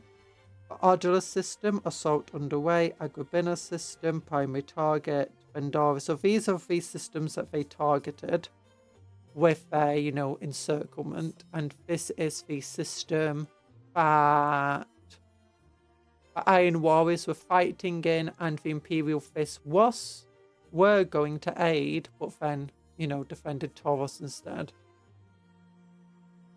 Aggressive defense. Since departing March, Archmage Skuld had run relentless strategic coordinations on how the Agrippina system might be both attacked and defended. She had built these scenarios upon existing models she had long ago refined concerning the capabilities of every Forge World in the Imperium. Upon reaching the Agrippina system, she drank in data in order to further optimize her modeling. Gauld processed information on troops, numbers, defensive fortifications, and even highly classified secrets. She had to pry from the Forge World's noosphere. No detail was too minor to be drawn up in Gauld's all-consuming info harvest. Archmage's Terminus expanded her frame. The Archmage's Terminus expanded a frame of reference to include neighbouring systems and what was little known regarding the wider strategic situation in the war zone. Within 300 Martian standard hours of her flagship translated into the Agrippina system, Gauld had optimized 50 detailed strategic simulations of potential hostilities. 9 sisters! We'll read that after getting to here. She's a genius! Easily! Perfect nonsense, no chance, yick! Workings that honeycombed the bedrock beneath them. Wait, what's this? Did I miss? Oh, I missed something. Observing the panicked reports filtering in from Trove, Federa, and Oladora's system, Gauld selected the simulation that best fit the circumstance and intuited Morn's plan. Impressed by its scale and ambition, if dismissive of its brutal simplicity, she announced her response to a fabricated General Null. That's exactly what we were like. Rather than wait for the enemy to cut the Agrippina system off, or try and engage the traitors on all three fronts, Gould would take many of the forces amassed to defend Agrippina and lead them in an overwhelming counter-attack in the all-Dres system. That makes the most sense, rather than trying to defend all three. You only need to break the encirclement at one point, for it to no longer be an encirclement. She believed that in this way she could smash the Iron Warriors' invasion of that system and secure it against further attack. This would then force the foe to either divert much of their strength from Shrove and Vendada's system to counter her strike, or if the Iron Warriors pressed on with their own plans regardless, would ensure that at least one of Agrippina's supply lines would remain open. It was a bold and aggressive strategy that pleased both Kanakvar and fabricator General Null, though the latter harboured concerns about the risks. If the enemy moved more swiftly than projected, if another threat emerged from an unexpected quarter, or worst of all, if Gould was defeated, then our Agrippina system would be left in terrible peril. Nonetheless, the risk was deemed worthwhile and immediate mobilization was ordered. Thanks to Archmage Gould's relentless cogitational drive, preparations were completed in record time, far sooner than Warsmith Morn might have reasonably expected an Imperial response. The first ships of Archmage Gould's Explorator Crusade and Kanakvar's Strike Force translated into the fringes of the Aladros system. As more and more Imperial vessels dropped into real space, the advanced guard lit thrusters and powered-in system. They swept on into a storm of frantic distress calls and combat communications spilling from the three inhabited worlds. Long-range Auspex revealed a daunting strength of traitor warships active, an enormous chaos force already committed to the surface operations of Alandros Beta, Alandros Delphos, and Alandros Gemini. Oh! Alandros Delphos was the system's capital, a semi-Arctic mining world that boasted teeming hives within its mountains as well as sprawling subterranean workings. So basically half-frozen world. Oh look, there's the Iron Warriors. Sprawling subterranean workings of the system's only Foidocks was an obvious target for the Iron Warriors. Oh, Iron Hands, sorry. Iron Hands! Yeah, Iron Hands versus Iron Warriors. Not confusing at all. It's an obvious target for the Iron Warriors, and sure they had committed massive forces to the conquest, while still on the approach of the inner system. It became clear to Archmage's Guild that some of Alandros Delphos' hides had already been cracked open by the Iron Warriors and their allies. She and Thor were in agreement their hammer blows must fall against Alandros Delphos, and swiftly. Sending lesser forces to engage the Iron Warriors besieging Alandros Beta and Gemini, the Imperial Armada surged forward towards Alandros Delphos and spread into planetary assault formations. Here and now the battle would begin in earnest. Apocalyptic conflict. They said the word because this is the book that brought us apocalypse. Yick! Days of ferocious battle followed, while the void engagement spread to encompass the planet's orbital theatre and moons. Enormous strengths of Martian Skitarii, Questor Mechanicus Knights, and even Titans and Audatenous engines made planetfall. Over a number of local standard days and nights, through razor blizzards and cryovolcanic eruptions, and attacks by omnivorous earthworms, the Imperial forces stabilized a front line that stretched across much of the Alandros Delphos equator. Prophet Mon's host had conquered the northern mountain cities, Krakatos, Calagan, and Yellstorm and Topal had all fallen to siege assaults, while Urta and Hexstrom clan mine complexes were in traitorous hands. Yet Gould's swift response to the Iron Warriors' invasion allowed her time to massively reinforce the southern cities of Isaac, Tambara, and Falsel, defending the holdings of Clan Maximilius. The player's most powerful mining clan and fortified the plateaus overlooking the equatorial tundra fields. Meanwhile, the Iron Hands had busied themselves launching raids against the Iron Warriors. Advanced guards and infiltration forces seeking to disrupt the Martians' operations. Their combined efforts shifted the Loyalist cause on Alandros Delphos from a hopeless one to the foundations of a fight back that might yet see the traitors defeated. Warsmith Morn's response was unequivocal. He launched a colossal armoured onslaught across the Ancelon Tundra Fields. Combined with a subterranean push through the mine workings that honeycombed the bedrock beneath them. His target was the capital mountain of Isaac. Topple that icon of imperial might, and counteroffensive would falter. Morn led the onslaught in person at the head of a truly immense army. Chaos warships provided low-orbit cover. Helldrakes and Hellblades darkened the snowy skies, yet it was the ground forces whose scale was truly terrifying.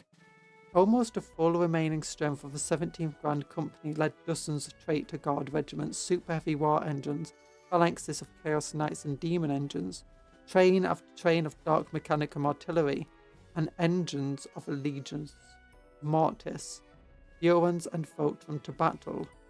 Archmage's Guild met the threat of a horde of her own. Cogitating an opportunity to decisively break the Iron Warrior's strength, she mustered her own forces at the feet of the fortified plateaus from coordinated 9-9 Gamma to coordinate 7-3 Epsilon. In front of a city, that feels a bit bad to do. As the heretical force drove south across the Ancyllian tundra fields, Imperial macro artillery atop the southern plateaus let fly the draconic war. Shells the size of land raiders ripped through the snow-laden skies and slammed down amidst the Iron Warrior lines, vaporizing soldiery, collapsing subterranean tunnels on the warriors advancing below, and causing the void shields of Chaos Titans to flicker and implode. In answer, Warsmith Morn's aerial assets swept out like racing storm clouds to begin ferocious strafing runs across the Loyalist artillery positions. Building-sized macro cannons and super-heavy plasmic bombards shook with explosions ablaze with warp flame under the onslaught. Assessing the time was optimal, Archmage's Guild ordered a host to advance, while wings of Archaeoraptors and Iron Hands interceptors screamed in to engage the foe. The Nine Sisters. Alandros Delphos boasted 9 moons of varying size and strangeness, named in local folklore as the Nine Sisters.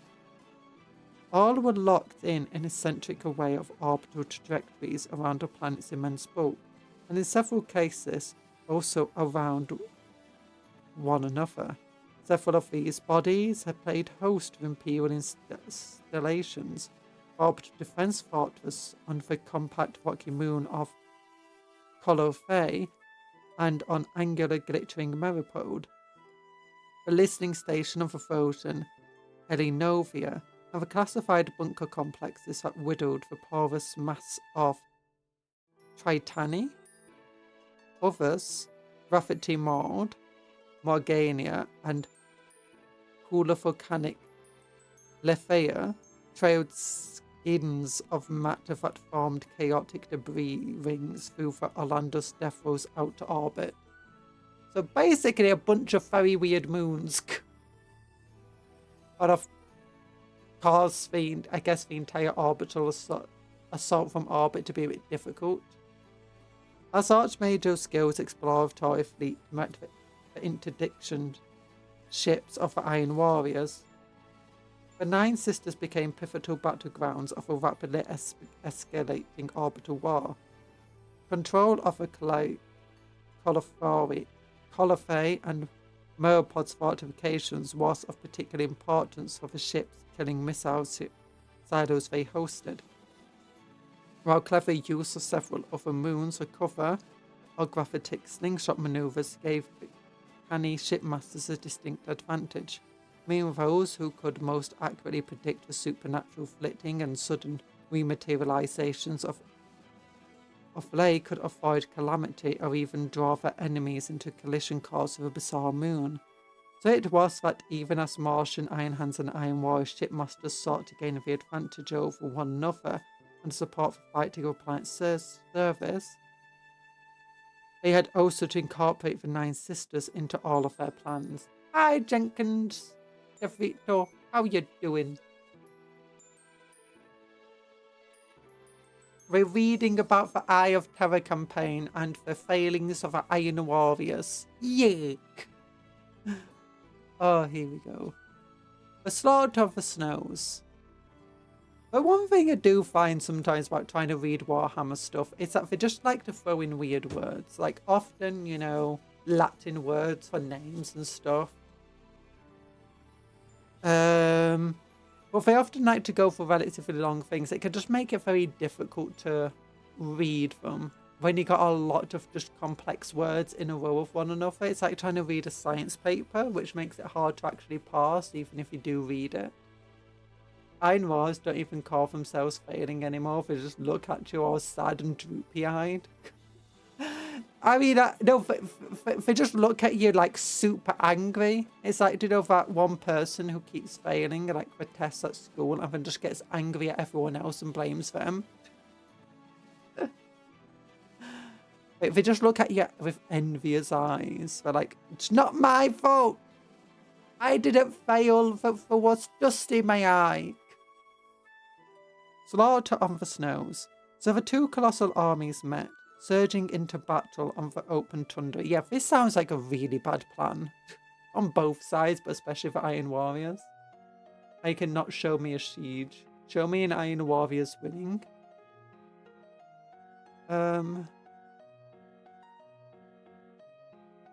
I'm trying to think of a siege they won. Let alone any open battle they won.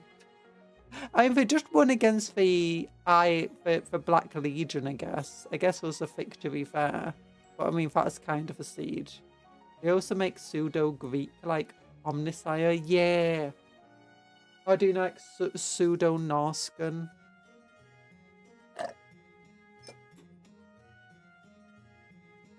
Norse, sorry. And all sorts of things. Or they just straight up use Norse and German words. The two colossal armies met, surging into battle on the open tundra, with a crash like the ending of worlds. McDonald's of Skitarii, macroclades of Skitarii, swept out aboard the Scorpius Dune Riders, with Iron Striders loping alongside and Archaeoraptors swimming overhead, seeking to outflank the foe. They were met by floods of Perturabo worshipping cultists and squadrons of Iron Warrior tanks. Who would worship Perty of all people? My goodness. I personally feel like open tundra is an amazing battlefield with many opportunities. Yeah, but there's a massive wall like 100 meters away, you know, with a bunch of artillery on it. That seems like a very good place to have a defense.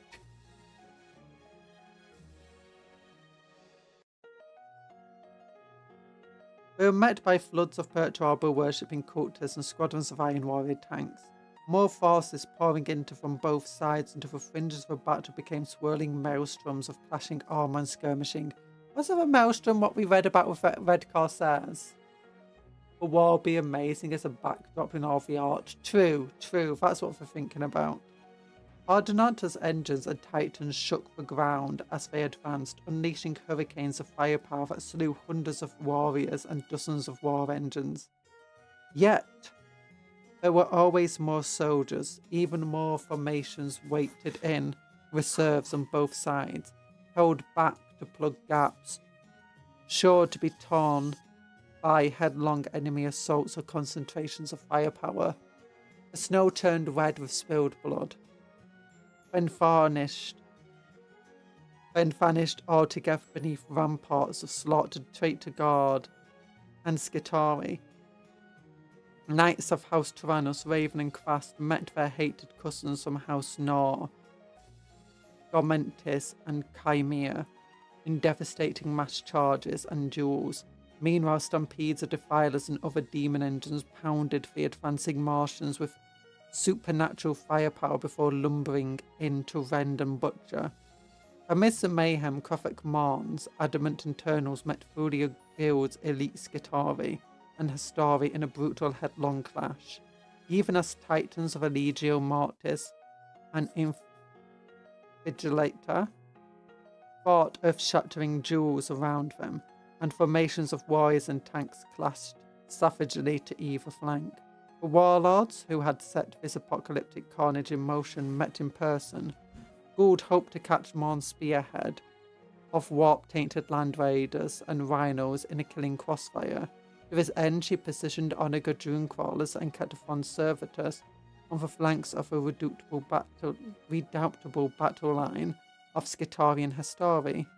Resultant enfilades ranked the Iron Warriors' transport and their company packs of mutilators as they stormed forward. Many tanks were left burning amidst the snows and strewn corpses.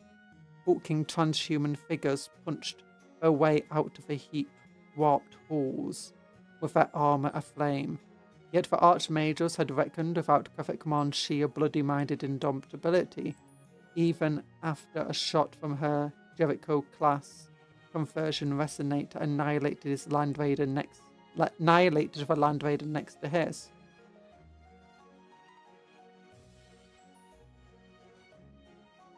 Oh yeah, the Archmagers had reckoned without Kruthek Marn's sheer bloody-minded indomitability. Which just means that she was like, she didn't take it into account, Kruthek Marn into account. Even after she blew up the Land Raider next to his, Marn pressed home his attack aboard the Harappots. Iron Warriors Terminators spilled their assault transports into the Martian lines and commenced a ruthless slaughter. Roaring chain fists drove through cybernetically augmented bodies in sprays of gore and sparking wires. Thoughtful talons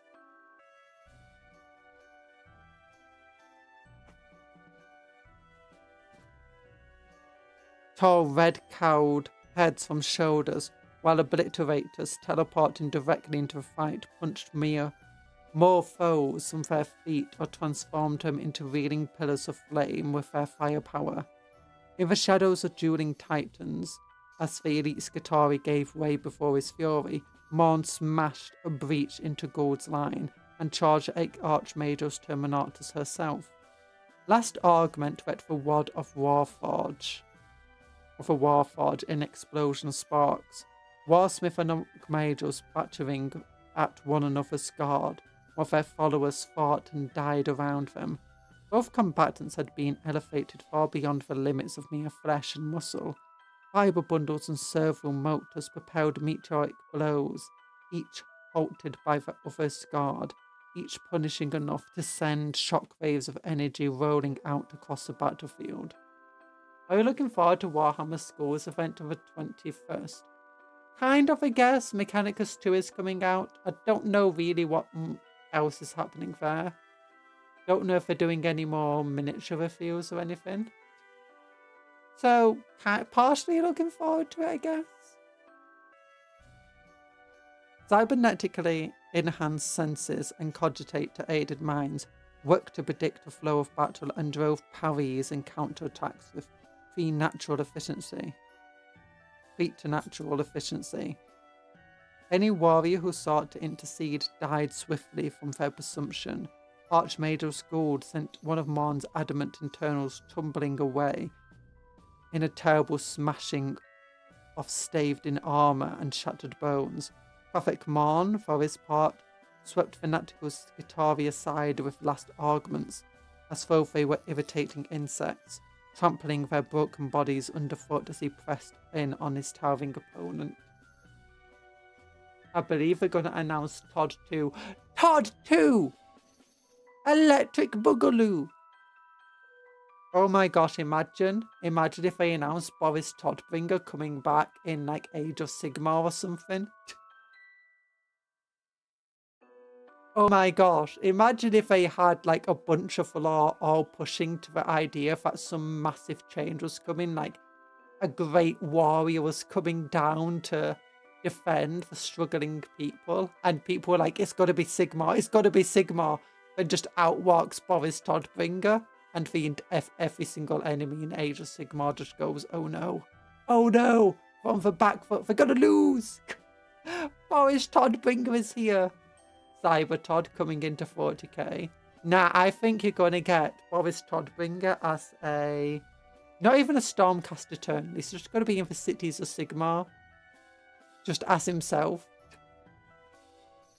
plucked from the past, dropped in by Sigmar, going, yeah, this is gonna change a tide. Definitely.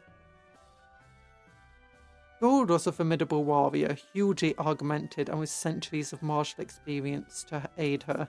She fought with all her skill, cunning and strength, bestowed upon her by the Omnispire's blessings. Yet Krathic Morn was amongst the greatest of the Iron Warriors, warsmiths, a transhuman living weapon and gene son of Perturabo. Finally, after long minutes of blistering close quarter savagery, he broke through Gould's defences and smote her once, but again with his thunder hammer. Any lesser being would have been slain instantly by the impact. Archmage's Gould was instead sorely wounded, driven back into the press of a fanatically devoted Skitarii who rushed to give their lives in her defence. Morn might still have smashed aside the thinned martial ranks to claim the kill, but at that moment a dark shadow fell over him, and his burning gaze was drawn upwards. The screaming downwash of thruster set bloody snow swirling. Dropping from above, Iron Father Canuck Var and his hand-picked veterans slammed down amidst the depleted Iron Warriors. Battle cries rolled through the mayhem. Energy-sheathed weapons clashed and crackled. The Iron Hands were outnumbered, but fresh to the fight.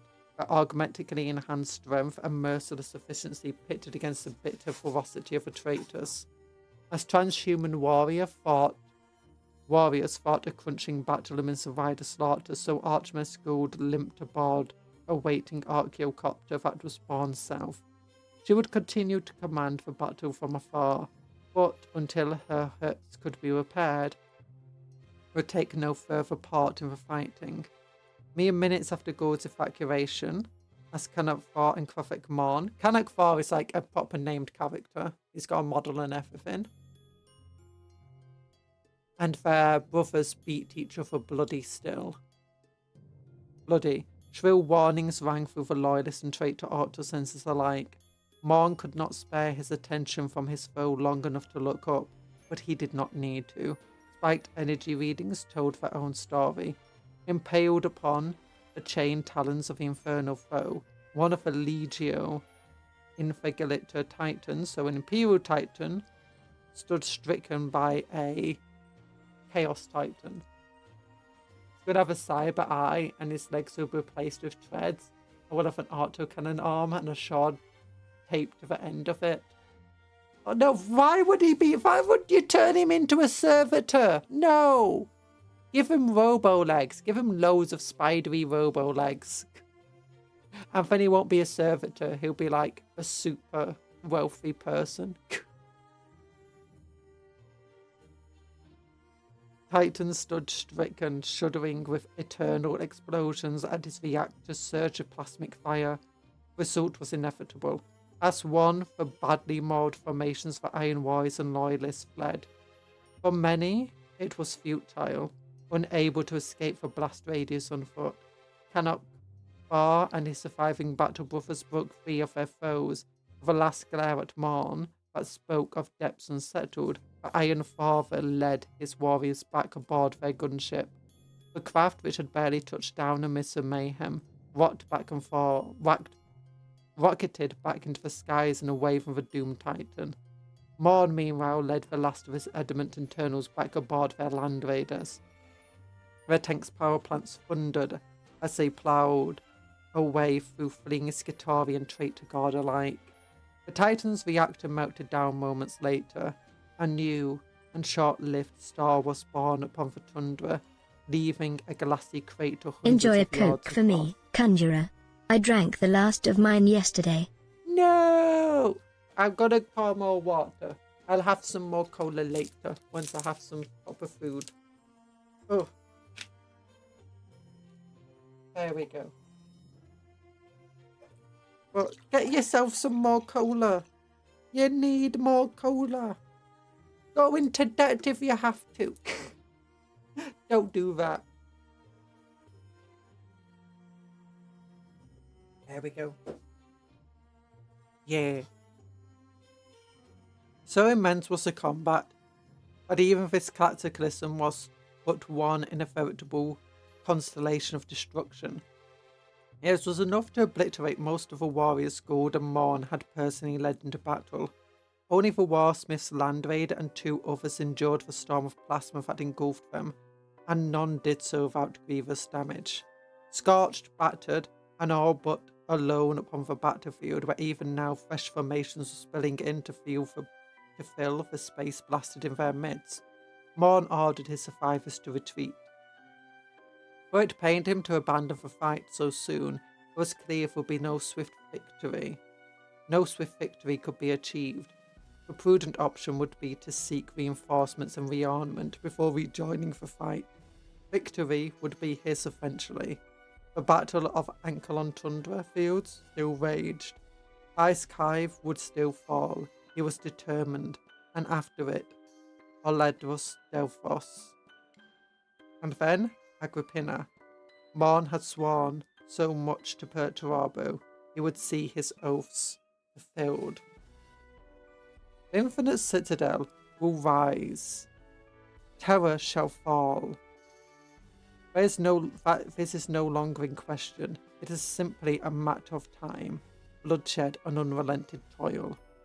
Perturabo Demon Primarch for Iron Warriors Traitor Legion. Well, it was fun for the Iron Hands to get a good victory in. And to get some good stuff. So it very much left at like, you know, it could be anyone's game right now. But I do feel like the Iron Warriors have failed in a lot of their goals. They were meant to capture 3 systems simultaneously, but instead, at least one of those systems is not going to be a quick battle. So they're not going to capture them all simultaneously. There's potential reinforcements heading into the different areas as well. And the Iron Warriors lost a lot of their numbers before even reaching Agrippina. It would have been fun to see Morn injured as well. The siege grinds on, foundations of an infinite citadel. Of all the traitor legions, the Iron Warriors are amongst the most efficient and orderly in their war-making. Thus, even as Perturabo's warsmiths prosecuted their campaigns through Warpath and Segmentum Obscuris, they saw to it that regular progress reports were sent back to Medengrad.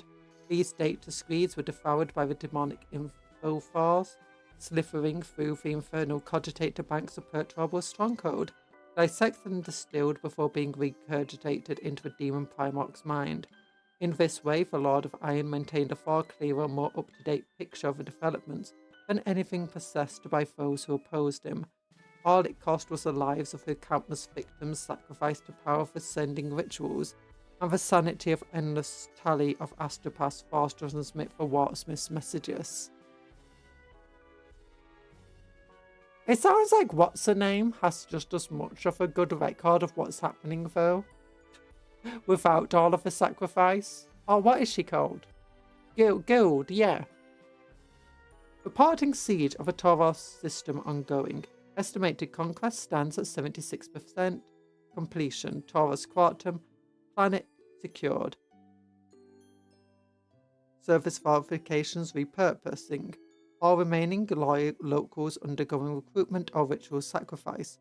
Taurus Separatist, Loyalist, Resistance considerable. Imperial Guard elites. Knights of House Hawkshroud, Conquest ongoing. So if we look back here, so what's that? Tauros Quantum. Oh, so that's the planet where the system Yeah, the system where they reinforced with the Imperial Fists.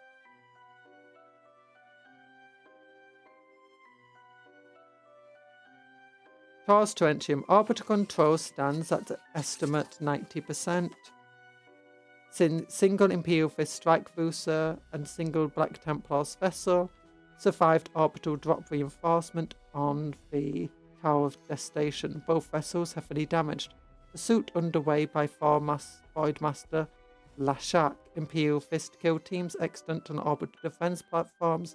Odin and Freyak hunt purge operations ongoing. Besiegement, the Gauntlet. Progress estimated 80%. Out to defense lines and macro variants taken. Surviving defenders pinned within innermost structures, diminishing enemy ammunition and food supplies. Victory estimated within 15 days, local standard. Progress estimate 28% at Greyfathom. Unexpected levels of resistance from defenders attribute to presence of as yet unidentified Alpha-class enemy elites. Situation deteriorating. Urgent reinforcement requested. Warsmith Backroad redeploying personal command coven to Greyfathom Theatre with all urgency. That could mean Gene Stealer Cult for all we know. Tower Station progress estimated 40%. Advanced steady but satisfactory. Repeated counterattacks by Imperial Fists and Black Templars have casualties amongst latter. Enemy morale remains unbroken due to presence of Cadian High Command figurehead. Kill teams deployed to effect assassination. Kill teams deployed to effect assassination. Wartsmiths making ready to deploy lamination of blades.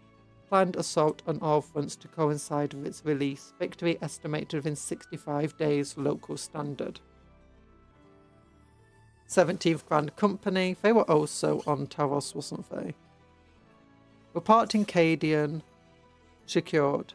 No cohesive Black Legion resistance ongoing. All Black Legion fortifications captured and demolished. Limited guerrilla resistance on Black Legionnaires, limited to minor raids. Enemy primarily focused on their own survival. Increasing hunt sweeps. Vermin will not endure for long. Warbands dispatched to Casa Sonem and Macaria to eliminate remaining elements. Complete conquest of Cadia's system. Casa Sonen purgation estimated 80% complete. Macaria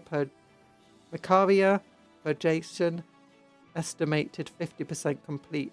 Note presence of Battle Sisters supernatural resistance to Empiric assault. Steel tyrants set loose to predate remaining foe. Other estimated foes could be like Legion of the Damned or something. 4 Black Legion warships confirmed eliminated in outer system. Void pursuit to date. 2 vessels destroyed while attempting breakout to Mandefella Point. Further 2 Black Legion warships believed destroyed by Empiric phenomenon. Current estimate 3 remaining Black Legion warships, 1 Grand Cruiser class, 2 Escort class remain. Imminent elimination predicted. Cadia, construction of Keystone has commenced according to schedule. Exceptional but expected difficulty. Violence resistant from multiple empiric sources. First binding octogram ritual. Octogram ritual now completed. Second and third noctave interlocks in progress. So basically, if we've still not fully taken the Cadian system, overestimating the capabilities of a Taurus system. 17th Grand Company Infleet Encirclement, Warsmith Morn. Reporting significant loyalist counter-offensive encountered within unexpected time frame. Imperial forces present in strength approximately 250% of estimated resistance. Foe made first translation. He just speaks in capital letters, what the heck? Foe made first translation into system approximately 35% ahead of projected timeline, altering strategies accordingly.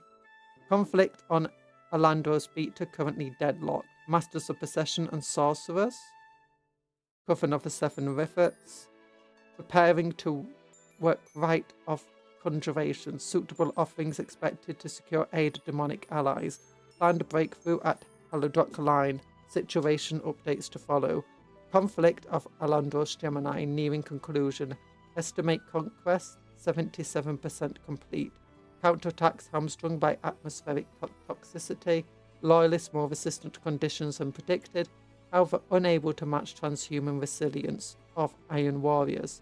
Temporian tech magi's running captured macro factories at maximum capacity on warp source fuel to magnify toxicity and hasten conclusion of conflict. Estimate 3% toxicity increase to date. Enemy casualty rate increased accordingly. Conflict on Delphos, that's all we just read about. Situation fluid. Loyalist Supreme Theatre Commander severely wounded during defense operations on Asalon Tundra Fields. Casualties high on both sides. Reinforcements moving into precision, with new defense commencing upon conclusion of this sending. Situation updates follow. So if they counterattacked here. So that means if the Imperial Fist do successfully break the siege of Tauros, if they do successfully break the siege here, these two forces will be, you know, in a really bad position.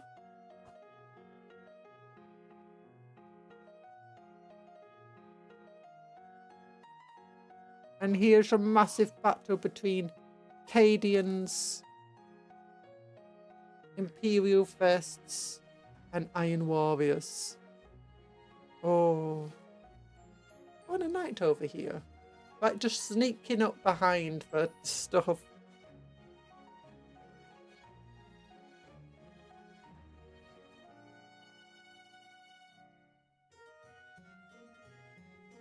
So I'm just looking at the Ancient Fair.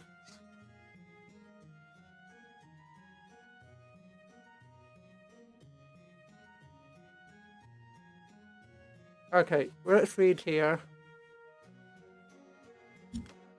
Oops. The chamber's silence is broken by a brittle clatter. I swear, is there like anything more here? I want to see more of what's going on now, man. The chamber's silence is broken by a brittle clatter, as though someone has overturned a game board and scattered its pieces. The sound is made by exquisite runestones falling from where they hung suspended in midair to strike the wraithbone floor. Several glow like ingots spilled from a furnace. The two have shattered, their shards revolve lazily, even after they have bounced to a stop. Charged with latent psychic animus, Elfad Ulfan opens his eyes and releases a breath. His exhalation is soft, but frightened with dismay. Sorry. Carefully, he rises to his feet and studies the arrangement in which his rune stones have landed. He dare not disturb them until he has committed all to memory. The slightest detail could offer vital nuance. Yet the stillness of his physical self contrasts with a hurricane raging through Ulfan's mind. His far-seeing replays itself with inescapable clarity. That which the master of Medengrad has set in motion cannot be permitted. The consequences will be cataclysmic. The weight on Ulfan's shoulders redoubles at the thought that his beloved craft world must bleed again to combat yet another existential threat. Yet if he is right, then the hosts of Ulfray must be the only ones who can stop it in time. On dozens of worlds and space stations across the Imperium Sanctus, a rallying cry rings out. It echoes through Fox networks and reverberates from land haulers. It is barked by scarred officers at the war-grimed soldiery. It is repeated like a prayer by the rank and file. It takes hold of hearts and minds. It is a simple stirring, and it offers a chance, if not for redemption, but at least to fight shoulder to shoulder with its bitter and bloodied cousin. Lord Castellan calls her aid. She has raised a banner of the 8th upon Turos Terentium, and has commanded those who name themselves Cadian to march at her side. For some regiments the call must go unanswered. They are mired in battle, half a galaxy from the Cadian gate. Tangled in bureaucracy or burdened by duty. For others, the rallying cry is the spark that lights the fires of a new crusade. 1, then 2, then a dozen or more army groups muster to answer the Lord Castellan Ursula Creed's summons.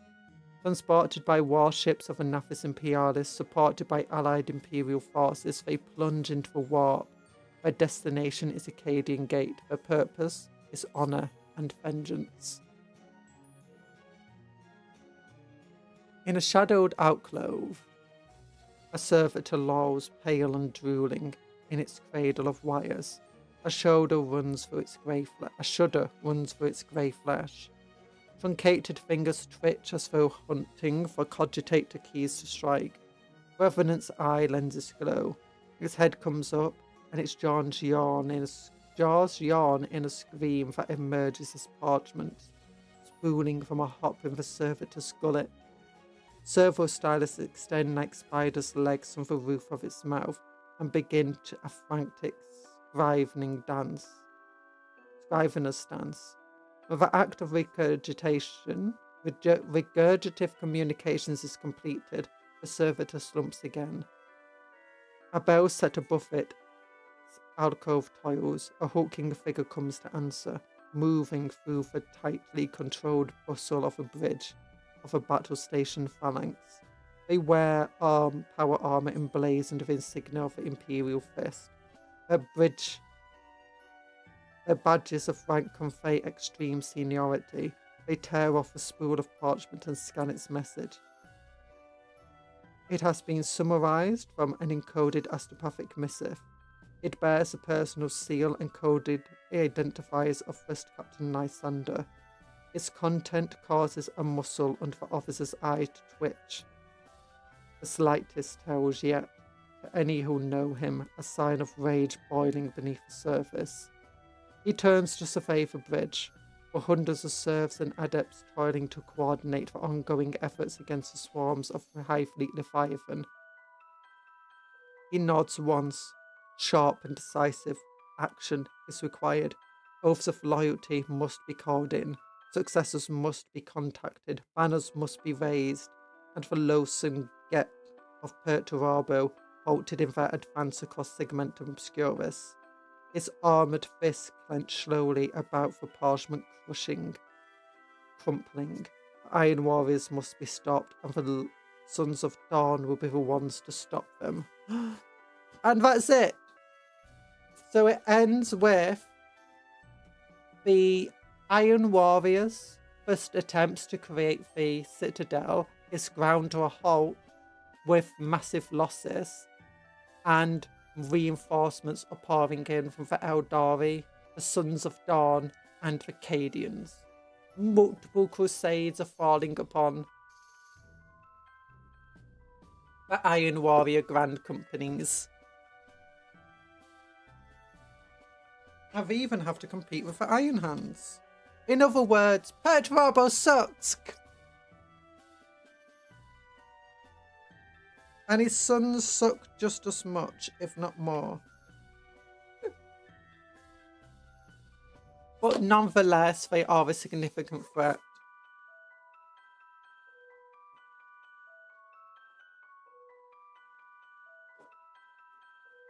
Okay. We got the Armageddon books now. We got a piece of paper showing where we were. Yep. And what had we read last time? We had read how Rastaker's Speed War had absolutely demolished many of the defenders. We saw Yarick return and managed to get a bunch of the defenders to safety, but still at great cost.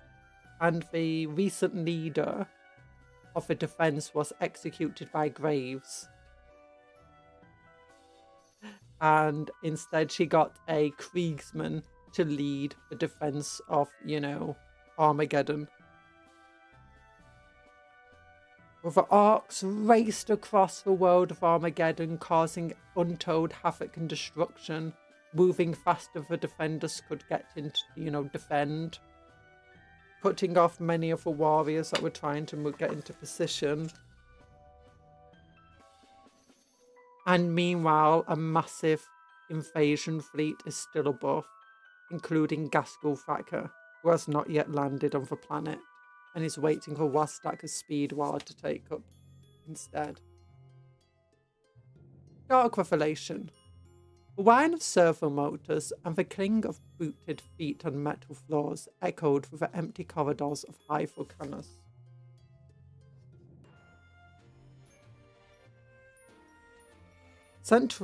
Vulcanus' central spire. The nobility were conspicuous by their absence. In Armageddon's hour of need, no citizen had been spared the draft. Only the governor, his elite guard, and a skeleton crew of servitors remained within the palatial districts, flanked on either side by grim-faced Militarum Tempestus soldiers.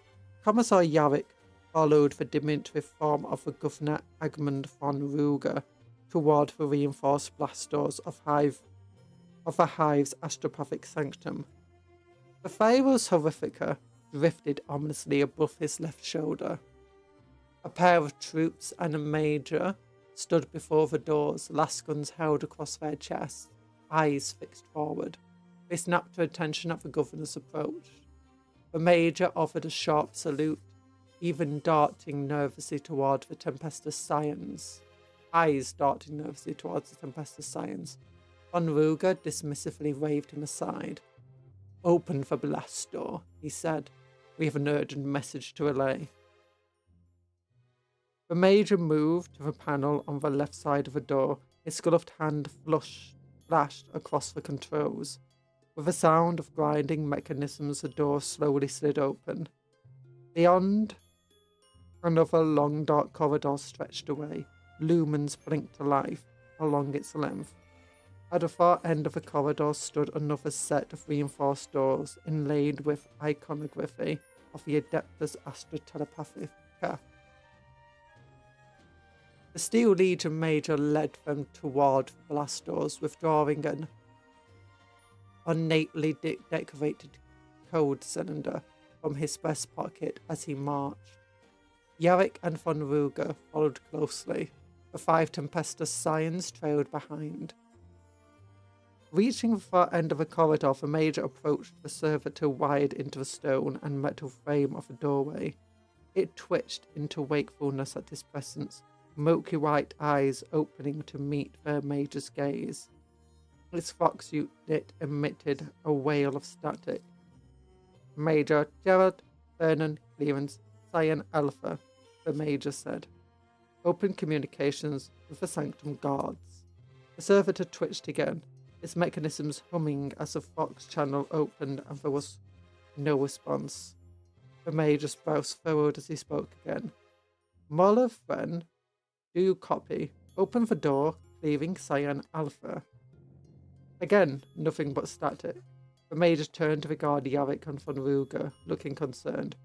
"Strange. Perhaps a mechanical issue? I'll have to raise the major's horn for an override," he said, reaching for his fox speed. "We have no time for that, Major." "Step aside," von Ruger replied. The governor approached the panel. He drew a small cylinder from a fold of his gown and unsealed its cap, revealing a needle-like protrusion within. He pressed his palm against the spike. A rivulet of blood ran from his hand into the reservoir at the base of the device, lifting a panel beneath the servitor's torso. He connected the cylinder to the socket within. "Override Agmund von Rehr, Vulcanus Cryptis Vermilion, 953, he said loudly and clearly. I need a drink.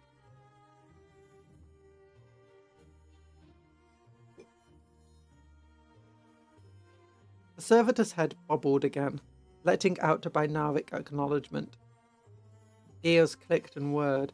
The gilded door slid open. As it did so, the Tempestus Scions shifted, readying their weapons. Yarick was the first to cross the threshold. His eyes was immediately drawn to the shimmering pool at the heart of the circular chamber. It was illuminated by a pillar of light, filtered through a glassaic dome. In the centre of the vaulted ceiling, two corpses bobbed face down, their blood staining the blessed waters crimson. Alabaster sculptures ringed the pool, most of which had been shattered by gunfire and daubed with crude glyphs. Banks of techno-arcane machinery had been ripped and blasted open, sparking cables trailing from their innards. The acrid stench of burning electronics mixed with the coppery tang of the spilt blood. Yarick strode further into the chamber, scanning the alcoves. The emaciated bodies of the choir's astropaths had been wrenched from their stations and hacked apart in savage frenzy. Several limbs and ragged butchered flesh lay everywhere. Arterial sprays drenched the walls and floor with rivers of crimson that now pooled on the flagstone. A crackling static energy hung in the air, the smell of burning ozone and sulfur betraying the collapse of the chamber's hexagramic wards. Yarick knew immediately that the relay was beyond use. No message would leave Armageddon from here. Von Ruger gasped as he entered behind Yarick and gazed upon the slaughtered. He raised a hand to his mouth, visibly fighting back the urge to vomit. "Emperor protect us," he whispered. The Tempestus Scions moved ahead of Yarick, inspecting the remains of the astropathic choir, probing and prodding and testing. "They have not been dead for long. A few hours at most," the sergeant said, gesturing to the torso of a butchered astropath. "Could this have happened?" said the major, his voice barely a whisper. "Received no warning of a breach. The blast doors have been sealed since the last sending. There's no other access point. Orc infiltrators," the second scion said, judging by these runes. Yarick moved deeper into the cavernous chamber. His eyes began to adjust to the darkness, striding around the central pool. He moved to the far side of the sanctum. The skulls of long-dead astropaths coated the walls, interned here to watch over their living successors. Amid the walls of skulls, marbled tableaux depicted scenes from Armageddon's past. Yet it was not the delicate carving that drew Yarick's eye. A crude glyph had been drawn in blood. As far as Yarick could tell, it depicted a bloody dagger. Above the sigil, daubed in high letters, a taunting phrase had been scrawled across the pale stonework, one that spoke the malicious cunning of the Arch invaders. No escape. No escape. Look, it's Graves. So for an astropathic attempt to get aid, failed. The sabotage of Hyphocanus' astropathic relay and the slaughter of its choir forced a reprisal of the Imperial war effort. Volcanus, Yarick estimated, could hold out for weeks, perhaps even months, but not indefinitely. Armageddon's other hives were likely suffering just as severely. A priority message still needed to be sent, one that could be transmitted with the aid of Varus Horrifica. The sheer volume of orcs pressing towards Hyphocanus and swarming across the plains of Anthrad, simply breaking through the gathering encirclement, would be difficult enough, let alone invading them for more than 1,000 miles. Need a drink.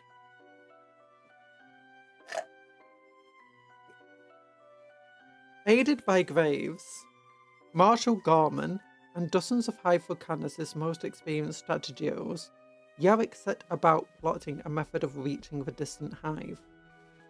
The swiftest route to the Deathmire would be to drive east, crossing the Volcanus Bridge before sweeping south along the Volcanus Highway. However, the plan presented several problems. With the orcs beginning to filter through the Mannheim Gap and scrambling over the Vulcanus Mountains, the hive was already largely surrounded. To punch through the burgeoning siege, Yavik and his allies would have to commit a force of considerable size and strength. An armoured convoy of the sort required could not filter out of the gates unnoticed, and even if it did, could scarcely hope to outrun Rastak's highly mobile warbands. In addition, the Orc encirclement would be the first of several obstacles to overcome. The Vulcanus Highway would take the relief convoy past Hive Tempostora, the domain of the Capricus Bad Moon's war boss, Ugrok Glitztooth. It was likely that he, too, would possess a threat. Bush Yavik's armoured fist would need prodigious firepower in addition to speed. Having conducted a thorough evaluation and brutal restructure of Hive Vulcanus' military leadership, Graves recommended the boldest, most aggressive, and most loyal of tank commanders to lead the breakout force. Also, I didn't realise this bit was here. Before all of this, Armageddon was somewhat unusual amongst Imperial worlds, in that no fewer than 4 of its hives contained astropathic relays. However, due to the ever-increasing Orc air superiority, those at Hive Infernus and Hive's Hell's Reach were well beyond Yavik's range. Any attempt to journey there by land would require crossing the smouldering equatorial jungle. Realistically, only the relay station at Hive Death Mile was within Yavik's reach. A high priority distress signal could be dispatched if the Tharus Horrifica could be transported there and handed over to the choir. However, given the sheer volume of orcs, and that's where we got all of this, buying time. What was required for the plan to succeed? Dogmata, Superior Frey pointed out, was a distraction, and so as Commissar Yavik set about requisitioning the vehicles and troops required, she, Graves, and Gorman began mustering a second force. It needed none of the speed and mobility of Yavik's armoured spearhead. It instead required firepower and resilience. It would be a blunt anvil upon which the orcs would hurl themselves until they, or it, shattered, led forth from the city walls by Graves. This blocking force would engage the gathering orcs directly. It would attack on the narrow front, smashing into Wastaker's encroaching speedwire and distracting it long enough for Yavik's armour to exit the sainted gate and punch through whatever resistance remained in his sector. From there, Yavik would cross the Vulcanus Bridge and be well on his way to Hive Deathmire before the sidetracked orcs could organise a coordinated pursuit. By the time Graves, Gorman and Frey had begun mustering the soldiers and material required, news of Canoness Preceptor Mercius' demise had filtered back to Hive Vulcanus. Her death had seen the partial collapse of Armageddon Gap's fortification, sending waves of desperate but to warn troops flooding back to the relative safety of Vulcanus' gates. If these exhausted soldiers had hoped for a reprieve from combat, they were to be bitterly disappointed. Shattered formations of Cadians, Kriegsmen, and Semtexians and Mordians were formed into understrength battalions, some composed entirely of the walking wounded. These troops were absorbed into Graves' rapidly swelling strike force. The swiftest, most reliable and hardest hitting of Hive Vulcanus' armoured vehicles had been placed under Yavik's command. For the diversionary assault, Marshal Gorman and his logisticians assembled several companies from those that could be spared from Yavik's entourage. These were composed almost entirely of Lehman Russ battle tanks crewed by grizzled veterans with experience fighting orcs. 2 lances from House Turan would join as well, as a patchwork of lightly armoured transport vehicles, repurposed artillery tractors and industrial vehicles that could be laden with Hive militia and untested regiments of freshly equipped conscripts. The guns for Krieg's 551st Siege Regiment positioned atop the hive's southern walls, would supplement the heavy cannons built into the outer shell, providing the additional artillery firepower. The remaining battle sisters, the Order of our Martyred Lady, were now under the direct command of a Dogmata Superior, perceiving the retreat from the plains of Anfrad as an unforgivable failure. They now demanded that the sisters atone for the calamity. The Sellers warriors, eager for redemption, would add additional punch to Grey's force. Even so, they would be significantly outnumbered by their enemies. So basically, they're just making an army of conscripts, second-hand tanks, kind of, walking wounded, and this does not sound like this distraction will do very well. It might be a distraction for all of 5 minutes. And oh yeah, exhausted soldiers who are uninjured. And the injured ones are also exhausted. The largest and for outnumbered. The largest concentrations of orcs had begun to assault beyond the hive's southern gate. And still they poured out of the Mannheim Gap in their teeming hordes. It was there that Rastaka had been most recently spotted, weaving through the perimeter defences like a dynamo of destruction and leading constant probing assaults against outlying fortifications. It was in this direction that Graves would throw her feint. By striking near the Mannheim Gap, the diversionary assault would, it was hoped, appear to be the enemy as a legitimate attempt to relieve the besieged allies and recapture the pass. This would force the orcs to give battle or risk a valuable route of reinforcement and resupply being closed upon them. With the strategy decided, Graves and Gorman... Gorman! Have you watched Andor? That's got Gorman in it. Not a person, a planet. Andor is great, by the way, if no one's watched it. Star Wars show, even if you don't like Star Wars, never watched anything else, it's still good. Turn to the rallying their battle-fatigued soldiers. Through her evaluation and pruning of Hive, Volcanus' command structure had been thorough. Graves feared that defeatism and cowardice were endemic amongst some of her units, and so determined that she and her officio perfectus retinue, the so-called right hand, would need to be at the front line to maintain order. She would oversee the fighting from the pulpit of her up-armoured and heavily mortified Centaur RSV Vigilance. What does RSV stand for here? Rapid Strike Vehicle, I think.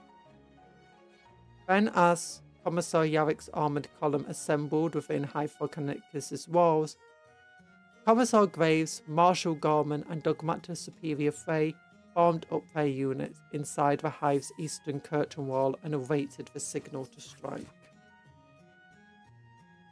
Sallying forth. Sallying forth! So I'm guessing this book is all about just trying to hold out long enough for reinforcements so that we get into the 11th edition starter, which is, Armageddon. With a thunderous groan of ancient machinery, Hive Volcanus' reinforced gate swung open, and from the innards of that great hive surged an avalanche of steel. At the forefront rode Commissar Graves aboard Vigilance, with her power gauntlet Manus Mortis raised high, and the gilded prow of the customized Centaur RSV forming the point of her armoured wedge. She plunged into Wastaka's massed orcs like the tip of a sharpened bayonet. Preceded by a barrage of heavy artillery fire, the first wave of the diversionary assault pummeled its way through hastily constructed orc siege works outside Volcanus. Many of these positions had only recently been vacated by Imperial defenders, and were yet to be fully garrisoned by the aliens. Rogel Dawn tanks still bearing myriad scars from past conflicts ground over trench lines, sponsor flames immolating orcs as they scrambled to bring crude weapons to bear. Vigilance smashed into a group of buggies, Chiron Gatling cannon blasting Graves' squad, the right hand firing stubber bursts. The vehicles plough through the smaller enemy vehicles aside. Some burst into flames, crew and passengers scrambling desperately to free themselves from the burning wreckage. Centaur RSVs moved forward to support the assault pintle gunners covering the bussing soldiers. Graves drew her power saber and held it aloft, the fox amplified war cries thundering over the cacophonous din of armoured warfare, encouraging her infantry forward. Marshal Garman's Death Riders continued the assault, their augmented speed scrambling over the ways wire and partially collapsed structured. The riders plunged through the channels in the Imperial armour reinforcement with flaglances lowered. They slammed into clustered Ark mobs in storms of shrapnel, riding roughshod over their foes. Fallen Arks are trampled to a bloody pulp. Teams of heavy weapons rushed into liberated positions, hauling corpses aside and swiftly setting up mortars and other large guns, with which to support the advance. Krieg infantry ran forwards with bayonets fixed, reoccupying trenches and pouring lethal volleys of last gunfire and flamer bursts into retreating mobs. Oh, the Arks are gonna be crushed! Could you imagine if this actually somehow succeeded, without just being a distraction? On the south and north, pillars of ash rose and the ground. Never mind. The Arks are reinforcing. The Ark engines grew louder as the speed mobs converged on the latest source of entertainment. The Death Corps soldiers who had led the assault fought with self-sacrificing fury, with which they were renowned, needing a little encouragement from their commanders. With pinpoint hiccup firepower and desperate bayonet charges, they cut. Sorry, hiccups. I'm not a fish. I'll drink some water. Just let me fan some my head real quick.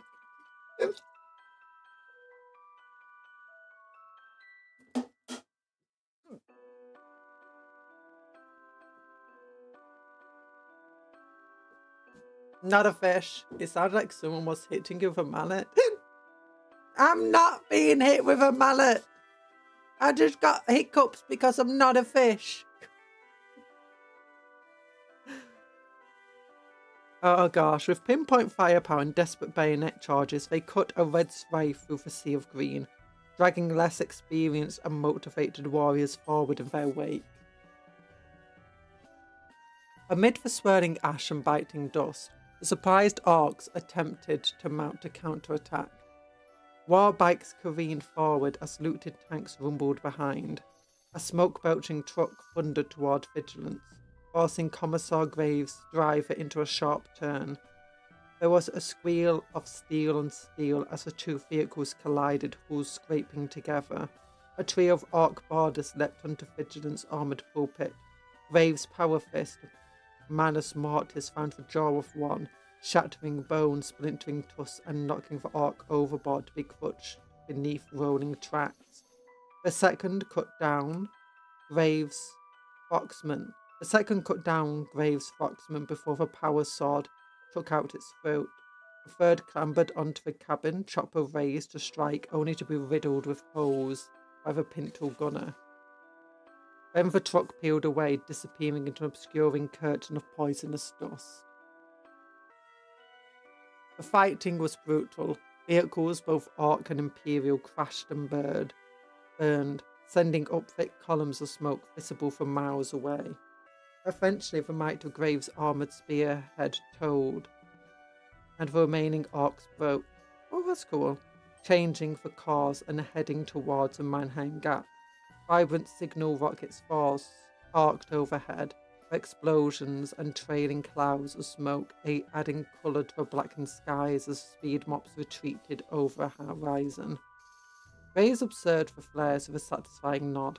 The Arks would be back. The plan counted upon it. Marshal Garman's infantry were busy mopping up the last pockets of Ark resistance left behind by retreating speed freaks. With a faint groan, the next stage in Graves' plan moved into action. Sister Hospitaller and Astrum Militarum Medici made their way through hastily dug trenches and foxholes, tending to the wounded. offering ministrations to the doomed and handing out combat stims. Death Corps combat engineers and penal troops laboured to shore up the trench line. So penal troops are prisoners, forcefully conscripted, often in such a way that if they survive, like their deployment, or until the end of their term, they are given, you know, freedom and forgiveness for any crimes, assuming none of them were too heretical, like chaos worship. But if they were heretical like that, they'll probably be killed. Firing.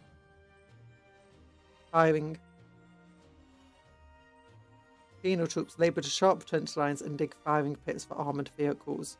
Corpses, scrap metal and other wrecks of war machines were piled in front of the tanks to obscure their silhouettes and arranged to form barricades behind which field artillery could be concealed.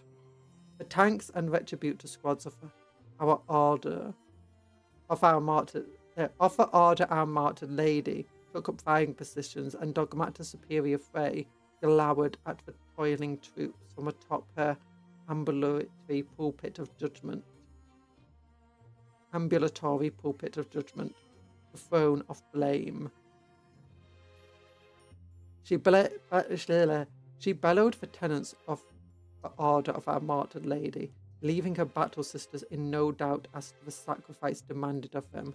The martyrs and repentant chained to her throne served as a reminder of a fate awaiting anyone who failed to live up to her exacting standards.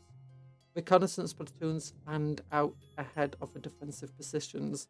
Sentinels stalked forward, auspicators scanning for signs of orc movement. It would not be long before the first reports of incoming aliens hissed across the fox channels and gunfire rang out once more. So, the Imperial Defenders all seem kind of terrible people. Like, these are the most dogmatic and ruthless people that the Imperium has, kind of. I didn't like the type, anyway. A Dogmata Superior, she's a character. She came out with this book. Graves herself being, you know, a ruthless and vicious commissar. The Marshal of the Death Corps of Creed, and what is it called? What is he called? The Inquisitor Croyle?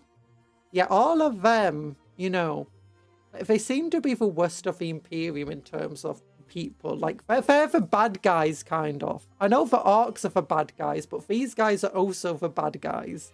Yarick might be the nicest amongst them, and, you know, Yarick isn't super nice himself. Oh, it's not like some of the other ones you've had where, you know, the Imperials are definitely the good guys. Like, Furia Guild, she is, at least she cares about Skitarii and stuff. Like, she's not executing a Skitarii, they're like her little children. She spends them ruthlessly, but, I mean, at least she cares about them to some extent. You know, when it came to the Eye of Terror. I mean, okay, you had the Iron Hands there, but then you had Darth Lysander, and Lysander's not that bad of a person.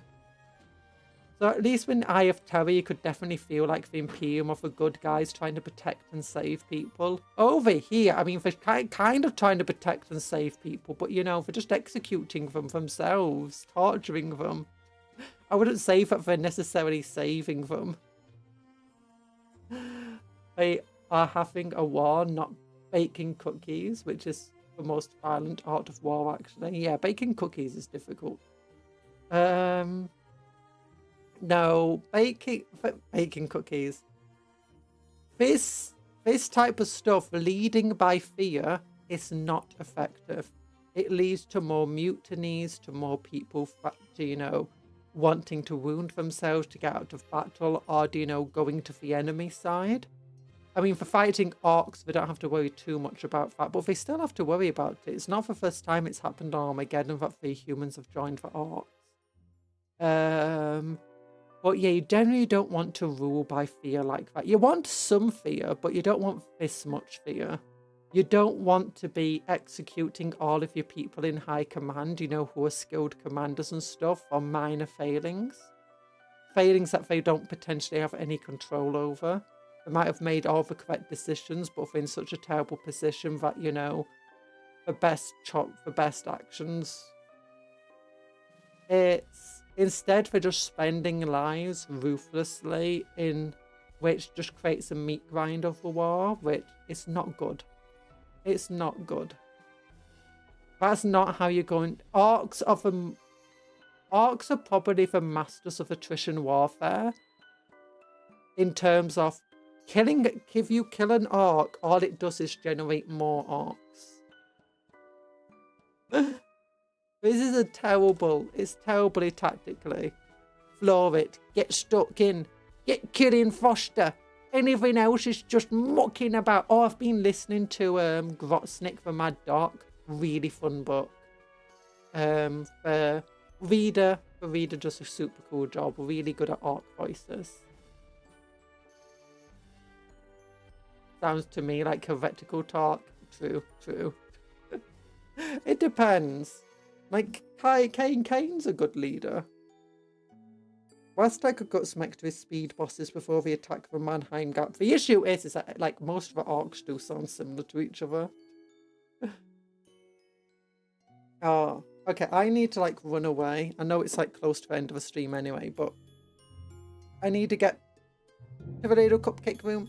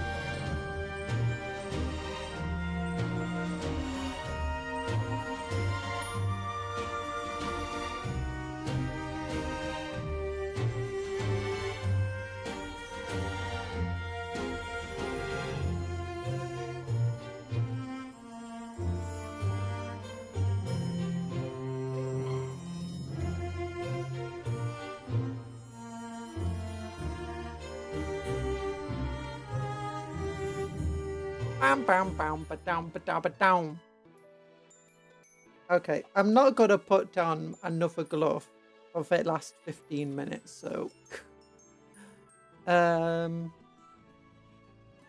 weather of war. Armageddon has long been a turbulent world whose brutal seasons refit in conflagrations, ash storms, and miasmal fumes. The latest orc invasion brought a new infestation, intensification of the planet's murderous meteorological phenomenon. Atmosphere, churned by an invasion craft, ash and pollutants sent billowing skyward by coats of speed. Armageddon's confused with sudden cyclones and unpredicted storms. Weird, pollutant auroras streaked through the skies. Maelstroms of lightning blasted aircraft from the heavens, while dense ash mist blanketed regions hundreds of miles across with choking filth. Also, I kind of like these, you know, little side drawings. I can kind of see like a person's face here, an orc's face there. At the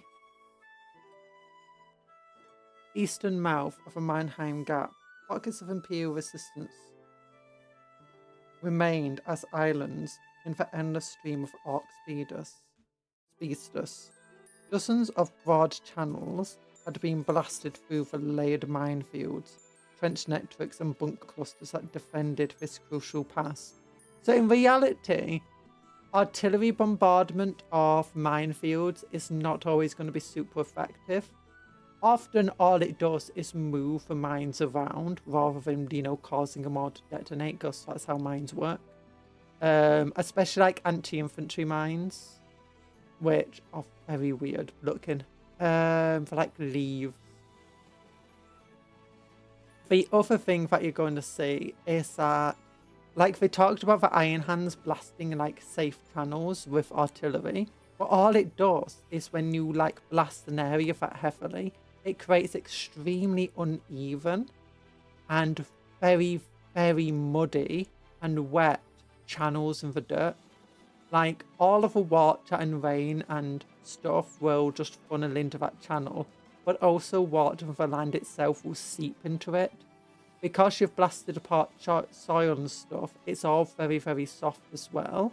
So, and it might be soft from meters down, where usually it would have been hard. Meaning that, like trying to run a vehicle over it, it can very easily just completely dig itself into the dirt. They mentioned this quite a lot, but you don't want to do that. You can maybe send infantry over that terrain, but it's like in WW1 would have been a much easier war to fight if the artillery bombardments that, you know, did clear minefields out easily. They did get rid of razor wire easily. Instead, all they do is move it around. Make it even more treacherous. It can make mines that were once, you know, planned out. So, because you can make minefields relatively safe by plotting where you know other mines are. And especially in modern warfare, where you've got like digital tactical maps and stuff, you can pinpoint exactly where each mine is. So even if you're not going to blow it up, you can kind of walk around them. You can send infiltrators through. But as soon as the mines have moved, with all that churning and throwing of dirt, I mean, some of them are going to be exploded and destroyed and gotten rid of. And they do use ordnance to get rid of other ordnance. But that is not... Just trying to bomb a clear channel is not a good idea. It's never a good idea. Oh. One of the reasons why mine clearing is just so difficult. Like, and often it's like bombarding... One of the big dangers of bombarding an area like that is unexploded ordnance. All you're doing is adding more ordnance and explosions that could potentially go off into the area. Like, would have a much easier time clearing minefields if you could clear them that easily. Oh, and people would have a much easier time of, you know, like attacking over farmland if you could just blast clear channels through it. Heck, you struggle getting tanks and stuff to go over farmland in the autumn and spring seasons anyway because it's too muddy. Which is why roads are so important. Even dirt roads and stuff.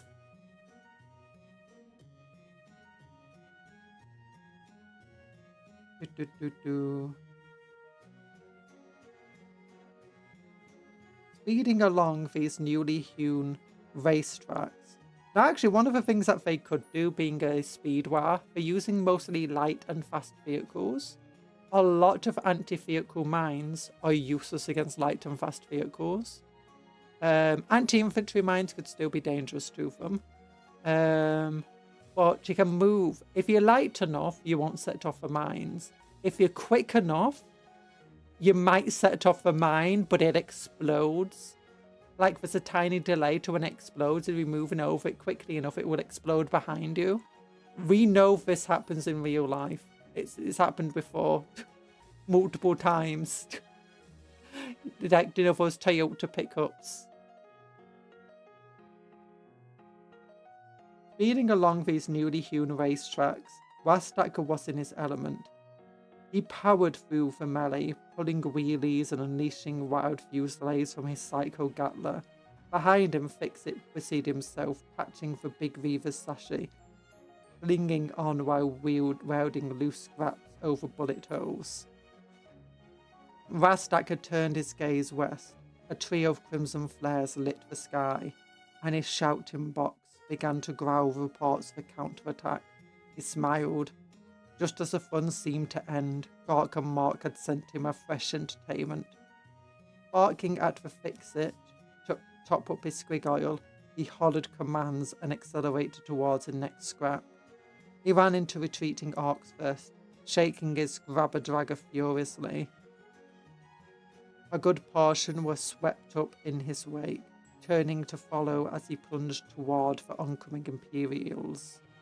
From the south, over Vulcanus Mountains, the exhaust plumes of squadrons of deathcopters darkened the sky as the orcs thundered through the foothills and badlands towards Vulcanus. Small Astra Militar and reconnaissance units engaged from the flanks. Sentinels and Hippogriff AFVs used any cover they could while picking off targets. While elite Cadian recon squads and Steel Legions veterans sought to draw the advancing orcs into ambushes, yet these efforts were little more than irritations to the speed freaks. They barely stopped to engage the foe. Great battle fortresses turned their prodigious munitions on the Imperials, orc gunners whooping as their deafening barrages showered the soldiers with lethal shrapnel, while deathcopters obliterated light armor. Like centaurs. Rastacker's counterattack. Look at Rastacker here. He's such a pretty fellow. And where's his Fixit? Where's Fixit? Where's his grabber-dragger? Like, what the heck is a grabber-dragger? I guess his power fist, maybe?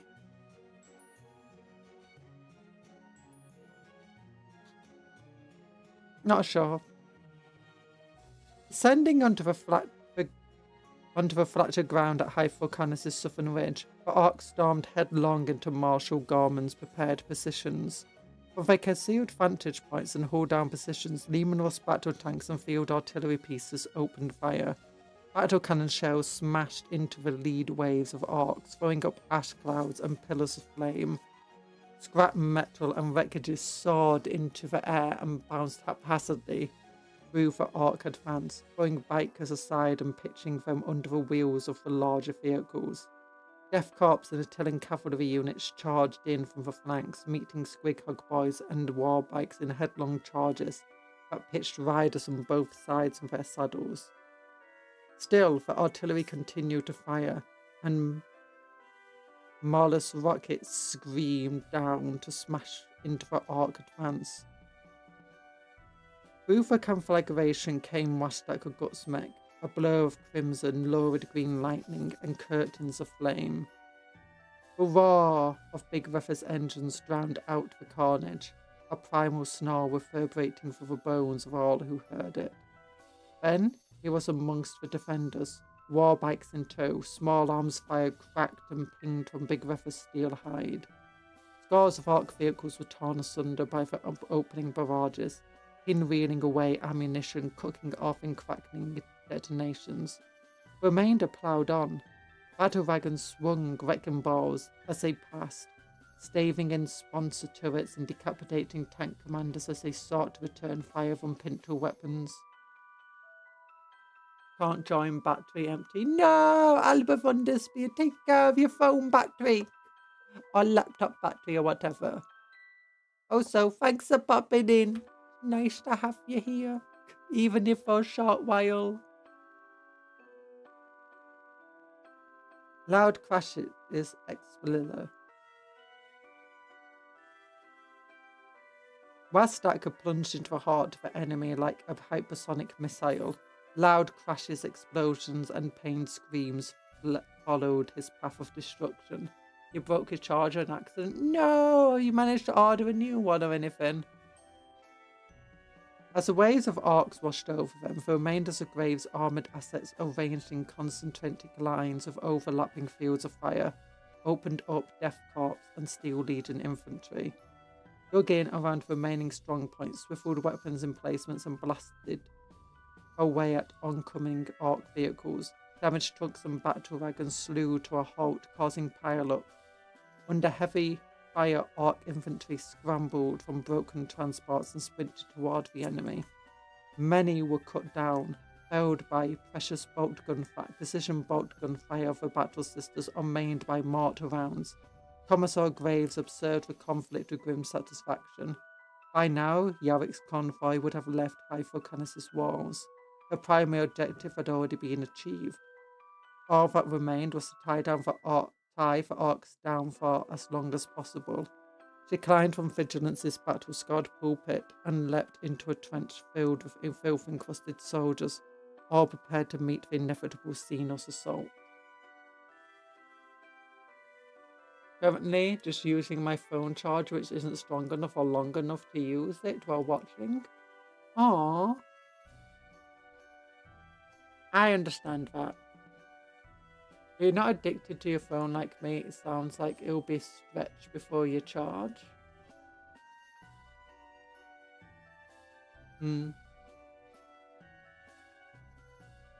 I use my phone way too much. Thankfully, because I use my computer all the time as well, there's like long periods of times where my phone can just charge without doing anything. Graves doubted that many of them would live that day, but by Emperor they would do their duty. By the Emperor! The Green Tide. Wastacker speed mobs had plunged deep into the heart of Imperial positions, puncturing through several lines of concealed armour and overturning forward artillery batteries. Now they found their path blocked by obstinate infantry. Worse though, Wastacker and his lead unit had smashed the centre of the Imperial line. They had neglected to clear the flanks. More concealed armour opened up, pouring riffing fire into a jumbled convoy of Arc speedsters. Roaring in frustration, Wastacker barked gruff commands to those speed bosses close enough to hear, ordering them to silence these threats. Mobs peeled away under heavy fire, weaving through the smouldering wreckage.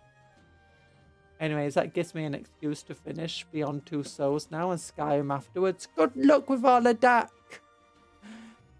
In the centre where the battle was most intense, Grave found herself embroiled in bitter close-quarter fighting. Masses of Arcs, their vehicles unable to manoeuvre, had disembarked and were now swarming on foot towards trenches and half-ruined bunkers, clambering over corpses of their allies, bellowing encouragements to surrounding troops. Graves and her right hand joined in repelling the Arcs of bolt pistols and sabre. To the east, Dogmata Superior Frey and her battle sisters continued to repel wave after wave of Arc attackers, singing wrathful prayers. The order of our martyred lady warriors fought relentlessly. Ornate exorcist artillery tanks fired arcing barrages of missiles that rained the God Emperor's judgment upon the aliens. Each time the Arc surged forward, ranks of battle sisters rose from cover to fell the enemy with hails of bolt gunfire. Foes view to Xenos, close.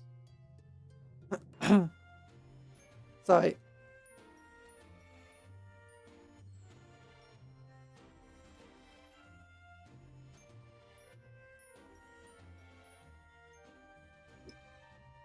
Those close enough to the Xenos felt the warmth of flamers, flesh melted away by streaming of liquid fire.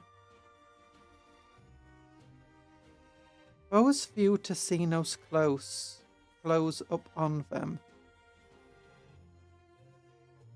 Oh, those few Xenos who closed upon them. I think that's what it's trying to say, I think. Is it just me being crazy, or is there grammar issues there? In transit, Frey was always amid the carnage, the throne of blame striding into the bloody melee, heavy bolters and flamers annihilating entire mobs. The bellicose denunciation sealed the fate of many a hulking knob and rampaging speed Bobs. Speed boss. Frenzied martyrs and Sister Repenter fell upon foes she marked for death, hacking down their enemies in a zealous rage, seeking redemption in the slaughter. The penitents carved select channels into the alien ranks before they fell beneath the hordes that were slain in their turn. The orcs pressed forward, burner boys clambering from the backs of trucks, howling gleeful battle cries and shouldering one another aside with a desire to set everything around them alight. Soldiers stumbled from their foxholes or scrambled from their bunkers to escape the inferno, only to be hacked to pieces by rampaging mobs of boys, or trampled beneath the clawed feet of squig cavalry. Less than a mile away, commandos emerged unseen from the foothills of Volcano's mountains, outflanking the Imperial defences, infiltrating rearward positions and putting enemy officers to the sword. Marshal Garman barely avoided such a fate, escaping his command bunker, only thanks to the heroic self-sacrifice of his Grenadier Guard. Meanwhile, Rastak and his speed mobs continued penetrating static defence lines, their lighter, faster vehicles evading fire from dug-in armour, tossing stick bombs and firing point-blank rocket barrages to clear the wings. Slowly but surely, Graves and Frey found their surviving forces pressed into an ever-reducing pocket at imminent threat of being surrounded. Tactical withdrawal.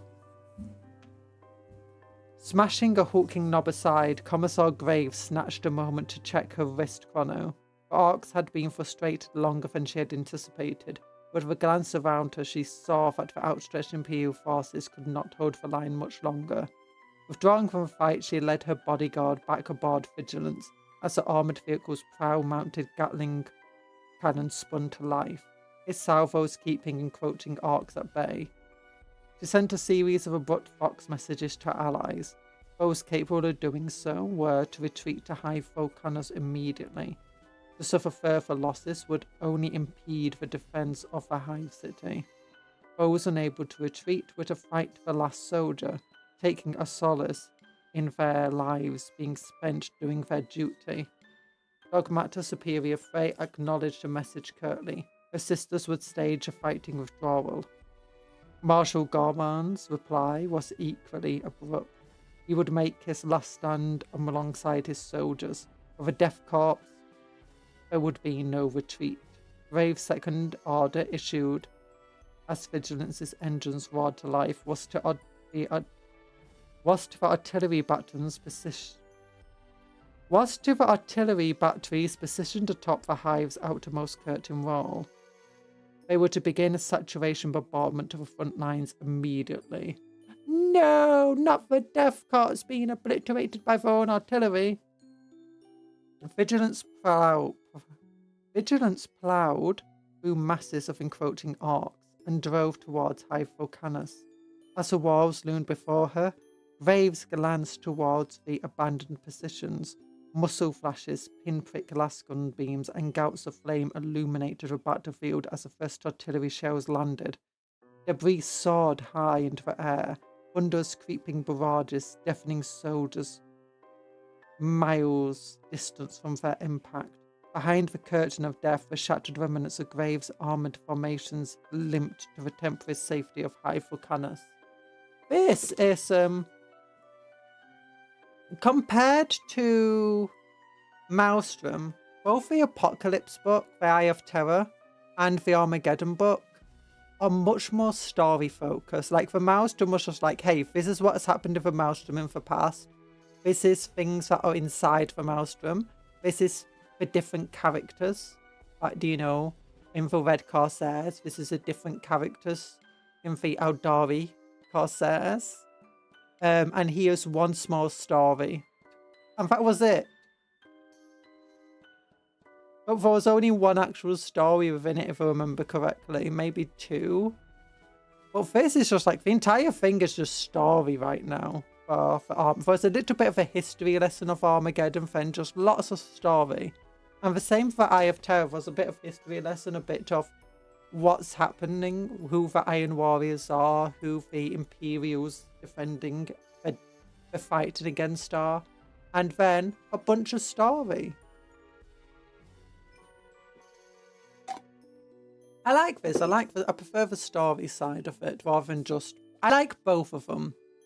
But it's nice to get more story. It feels like stuff's actually happening and moving around rather than just stalemate. Even if a story just ends in a stalemate. As the skies darkened with a volume of shells and explosions rippled through their ranks, soldiers scrambled desperately into the hulls of retreating tanks.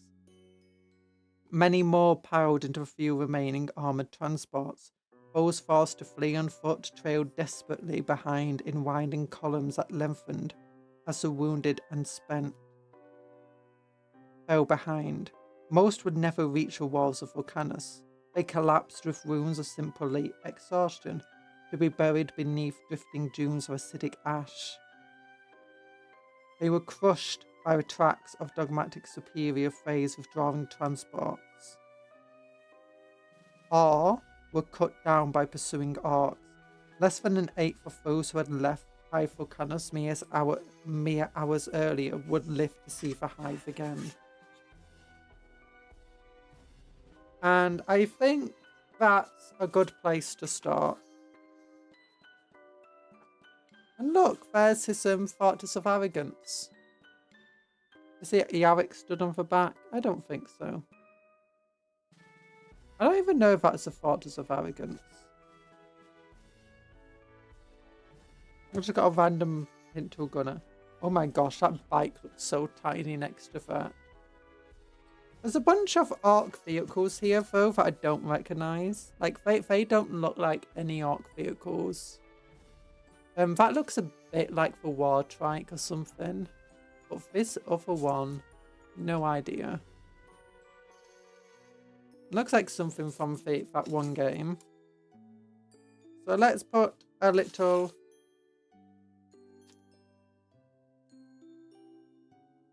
bookmark in here for next time. We're closing in and halfway through this book. But oh, we're learning about Armageddon. We're learning about Armageddon. Anything on the website? Anything on the website before we go? Just pre-orders. Cities of Sigmar books, the Cogfort, this thing, this thing, this thing, this thing, other stuff. All of it's super expensive. Well, not all of it, but some of it's super expensive. And then these guys. Why are they so expensive? Look at this guy. Look how expensive. 22 quid for this dude. Why? For a single dude. That's too much. This?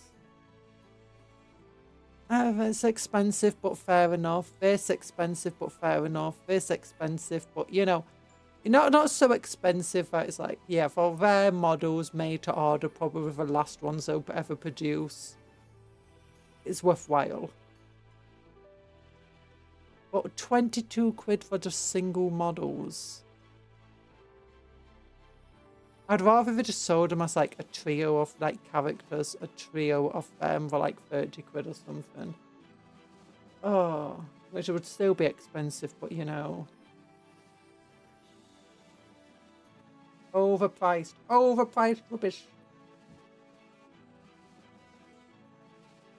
Yeah. I've only got to wait 180 days for them. But thank you for coming to the stream today. I hope you had a good time. If you did, please like the stream because it does help me out. I know with these things I usually do go over time, but I'm not being well. I've not had much food today, so time to cook. Yeah. I think I might have a sandwich because I've got like loads of sandwich chicken that needs to be eaten. So yeah. But goodbye everybody. Big love hearts to you all. Remember to take care of yourselves and be, oh my gosh, you can see all the super glue on my fingies. Because I've been gluing magnets. I was gluing magnets all last night to bases so that, you know, I could put them in storage boxes. I could then put into the attic. But thank you for coming to the stream today. I hope you have a good rest of your day. I'm probably going to spend the rest of my day having food. Maybe painting some gold onto these guys. Well, finishing painting these guys before tomorrow's stream. And then, actually, I do want to go through all of the old models. And paint all of the trims gold. And the Black Templar icons gold as well. Just to make them stand out as the Inquisitors and not the Black Templar. Yeah. So, thank you, everybody. Big love hearts to you all. Take care of yourself, be kind to others and vice versa. Work hard but play harder. Eat good food, sleep well, dream of cupcakes, but don't eat cupcakes as a friends, not food. And tomorrow we're painting grots. A grot music band, yeah. Smash. Love you all. And don't forget to like the stream, please.